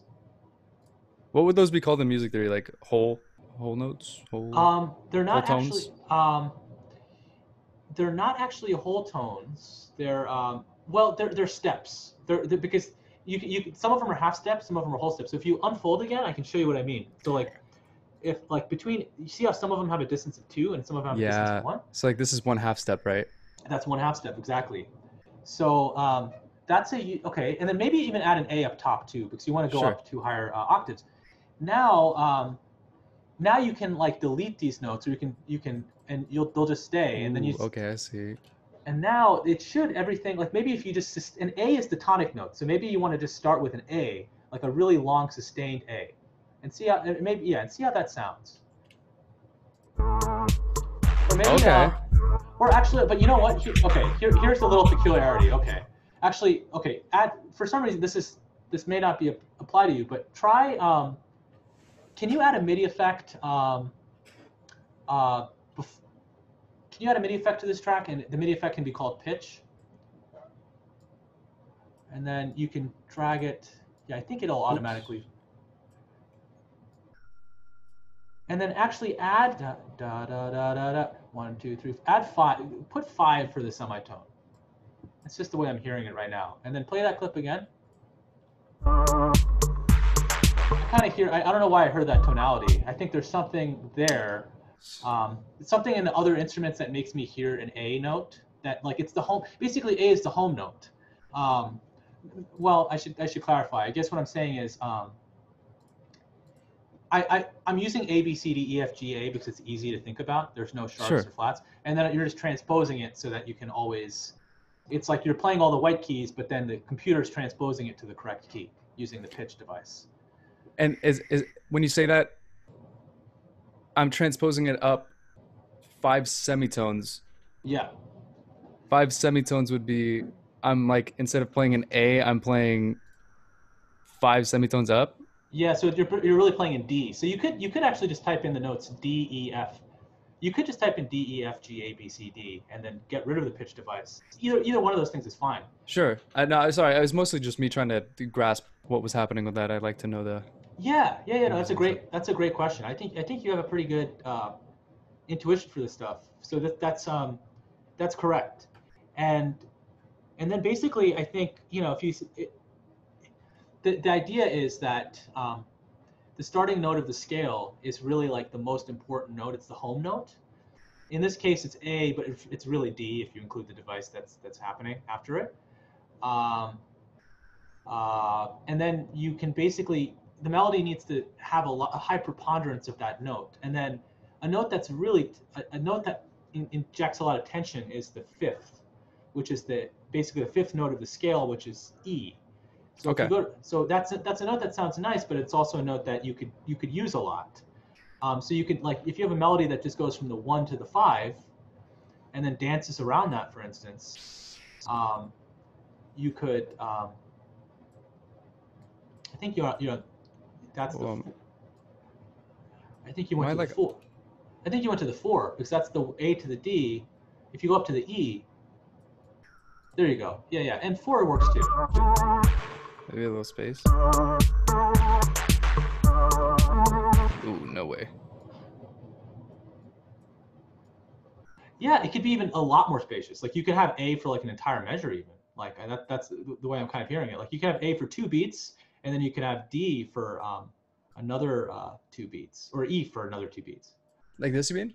Yeah. Okay.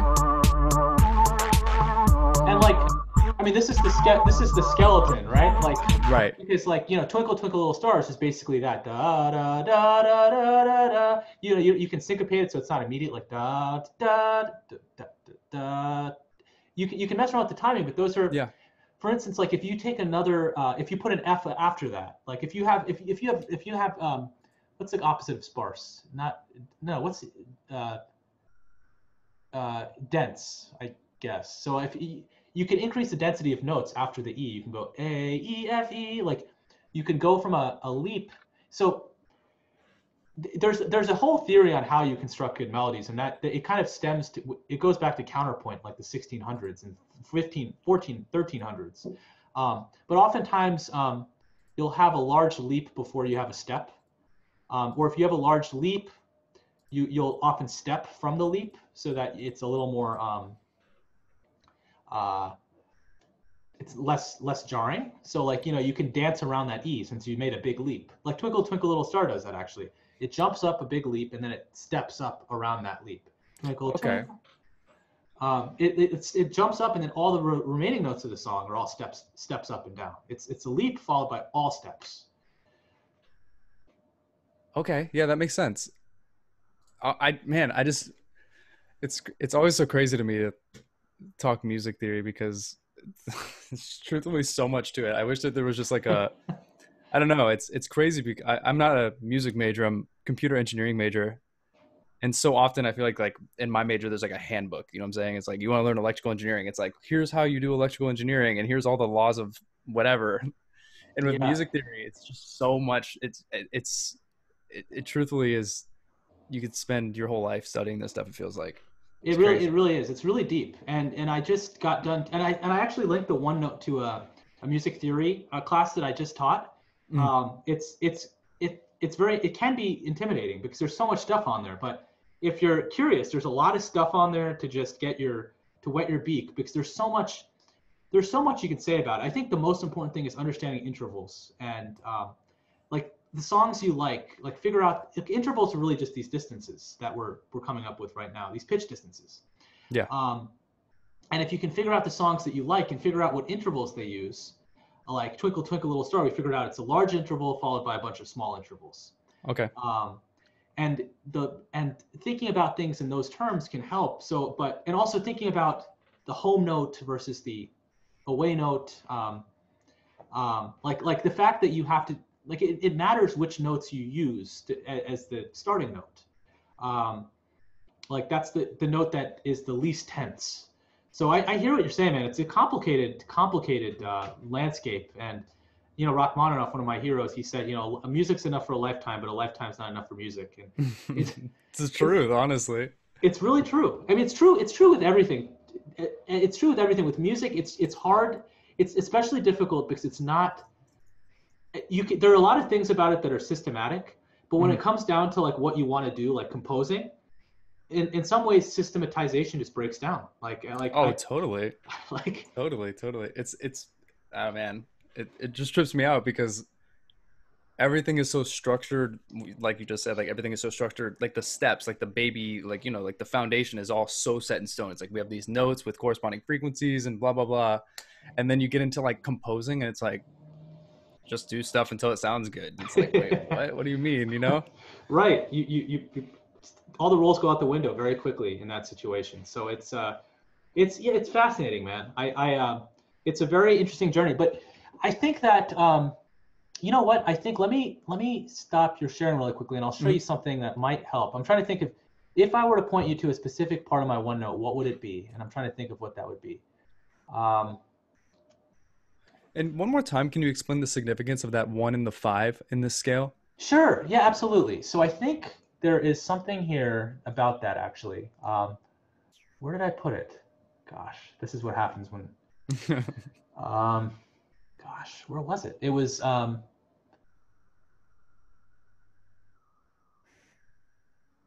it was. Let's see.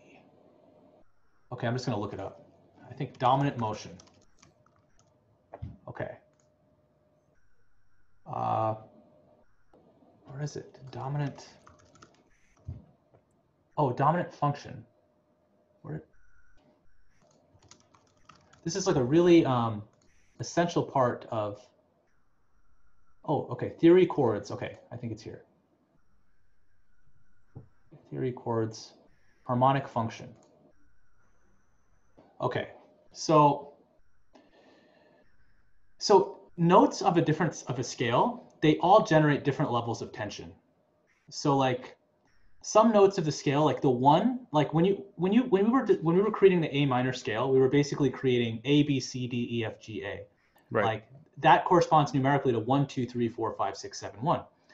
And it turns out that certain scale degrees generate more tension than other scale degrees. So like it turns out that the 5 scale degree, like if you end a song on the 5, well, I shouldn't say that. If you end a song on the 7, it'll sound really unfinished. Like it has a strong gravitational pull to get you to the 1.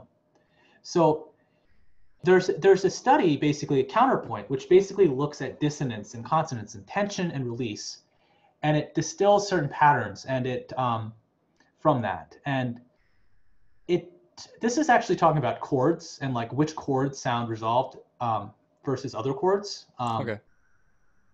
It turns out if you make like we were talking about individual notes, but it turns out that if you create a snowman out of each note, meaning you skip every other scale degree of how can I say this? I'll just show you. Oh, but my Sibelius isn't working. I'll just show you this really quickly. Sure. Okay, triads are the major scale. So this is basically what you typed up. These bottom notes, they're in a different key, but these are the notes you chose. Okay. If you build a snowman over these notes, like meaning if you combine on every single note of the scale, the first, third, and fifth above it, if you create, how can I say this? You use the notes of the scale, but you skip every other note of the scale and you create a snowman structure. Sure. You basically get a bunch of chords that sound nice in that key. So that's like something good to know. That's like I usually I wasn't doing it in scale, but that's funny because usually on my I've only ever really played with Ableton on my keyboard, and I'll do that like ADG. I'll do like ADG or like, you know, like the three fingers. Do you know what I'm saying? Right. You'll leave space in between.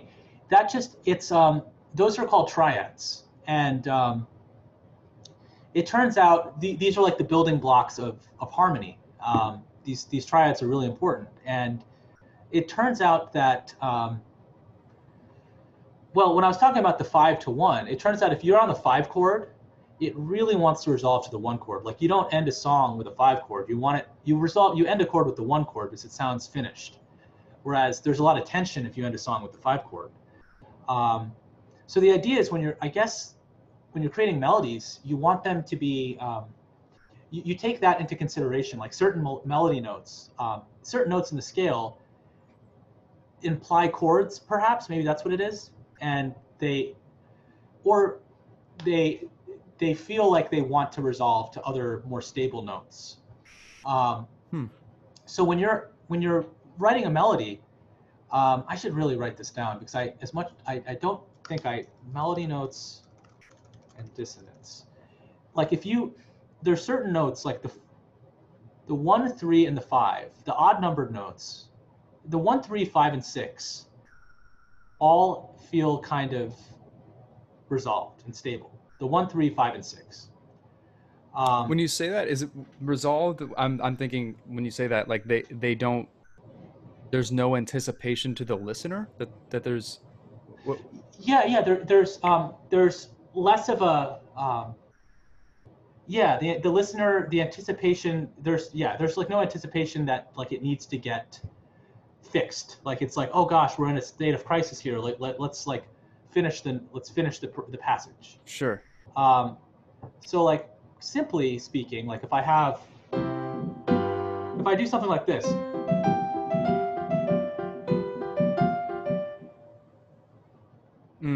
Like you want it to finish, right? It didn't sound finished. Like, so what I ended on the 5 chord, and and this is how chords work. But melody notes, like it could be thought of without this framework of chords. So with that being said, like when you're constructing a melody, certain melodic notes have more tension than other melodic notes. Certain notes in a scale have more tension than other notes in a scale. And this tension gets magnified if there are certain chords underneath it. Like if you have a chord underneath it, if a chord and a melody are playing at the same time, then the melody can kind of fit into the chord. And I guess ultimately I'll say that the tension, I think, really comes from harmony, like from chords. Like the tension comes from the chord. So I think if you're playing a melody, you're kind of suggesting a chord, and as a result of suggesting the chord, you're generating some sort of tension or peacefulness. Sure. And so when I was talking about the 5-1 earlier, I think I was talking about it in terms of the melody as the idea of this. The 1, 3, okay, this is where it gets kind of interesting. The 1 chord contains the 1st scale degree, the 3rd scale degree, and the 5th scale degree. Do you see that? Like, yeah. So those notes all kind of sound stable. Like they all belong to the 1 chord. So like you can use them without worrying about feeling tense. as tenths, right? Because they belong to this chord. Whereas if I used a note like F, like let's say that's the fourth scale degree. If I use the fourth scale degree, that doesn't belong to the one chord. So there is tension because it's automatically more tense than using the one chord, because the note itself doesn't belong to the one chord. So like consequently, if you land on a note like F, it sometimes makes sense to resolve to a note. If you land on a note like the fourth, it makes sense to resolve to a note like the three, because the third scale degree does exist in the one chord. Interesting. Okay. So I've never really thought about it that way, but I think that's probably a good simple way to think about it. Like, do the notes you're creating belong to the one chord, or do they not belong to the one chord? And if they belong to the one chord, they want to resolve, they're like happy and they feel resolved. If they don't belong, if the notes of the scale that you're using don't belong to the one chord, then they kind of want to resolve to a note that is in the one chord. And you want to drop it down somehow back into that range. Yes, like exactly. You want to pull that melody back down into that chord. Exactly. Okay. I think that's one framework of thinking about it, because like these are the most stable notes, and these other notes, like these are the most stable notes in the key. Other notes are less stable.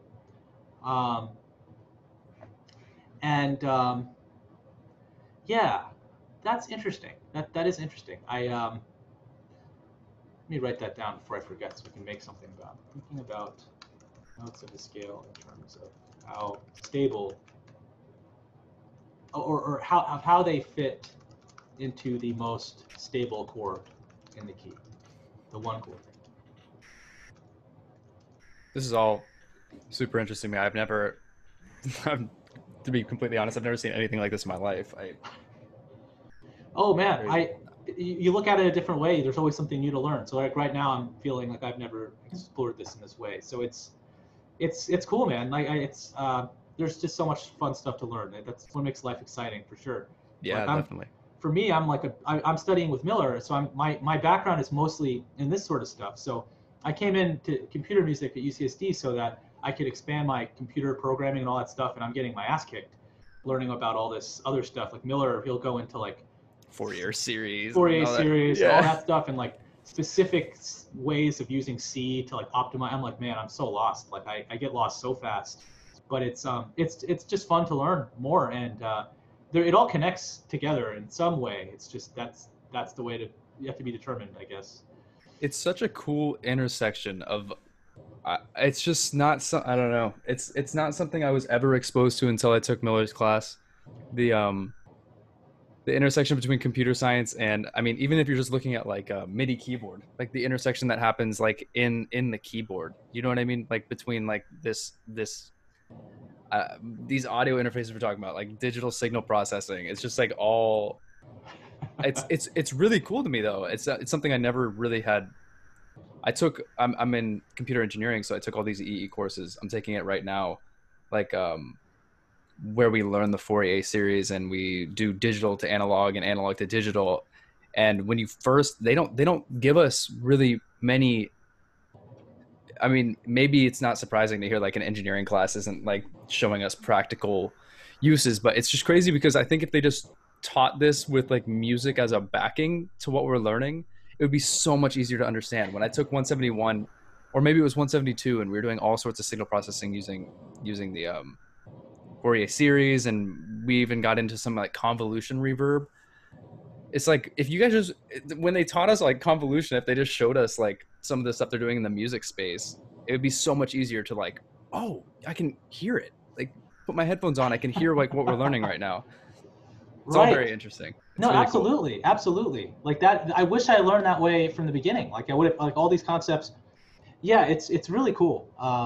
The intersectionality is amazing. And my brother feels the same way. He teaches math, so he's like, he's equally amazed. He's like, man, this is amazing that you can learn these concepts in this way, because it really does codify it in a practical, meaningful way. And totally. And like, yeah, just like the EQ equalizer, I guess, is another great example. Like it's just the Fourier, it's just the FFT of all the different frequency components. So it's really amazing to see the intersectionality. And I'm still, man, there's so much stuff to learn. I'm sure you've looked at Miller's book too. And, Oh yeah. It's intense, but it's fun, man. There's a lot, and there's no shortage of stuff to learn for sure. Definitely not. Well, thank you, Professor. It was it was really helpful. Seriously, I've just been I'm definitely going to take a look at this OneNote. Is it linked in the current OneNote? Yeah, I think it's linked in. Let me see where it is. I think it's under composition, under musical resources, under music theory OneNote. So, Awesome.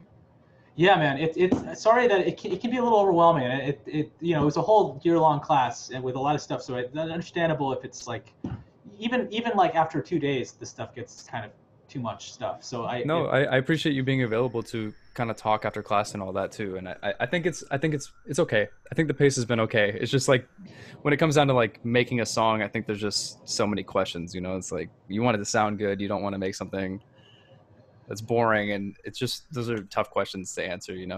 Absolutely, man. Absolutely. Well, that's always happy to help, dude, and it helps me too because I'm always looking for helps to teach this stuff. Just for it's always good.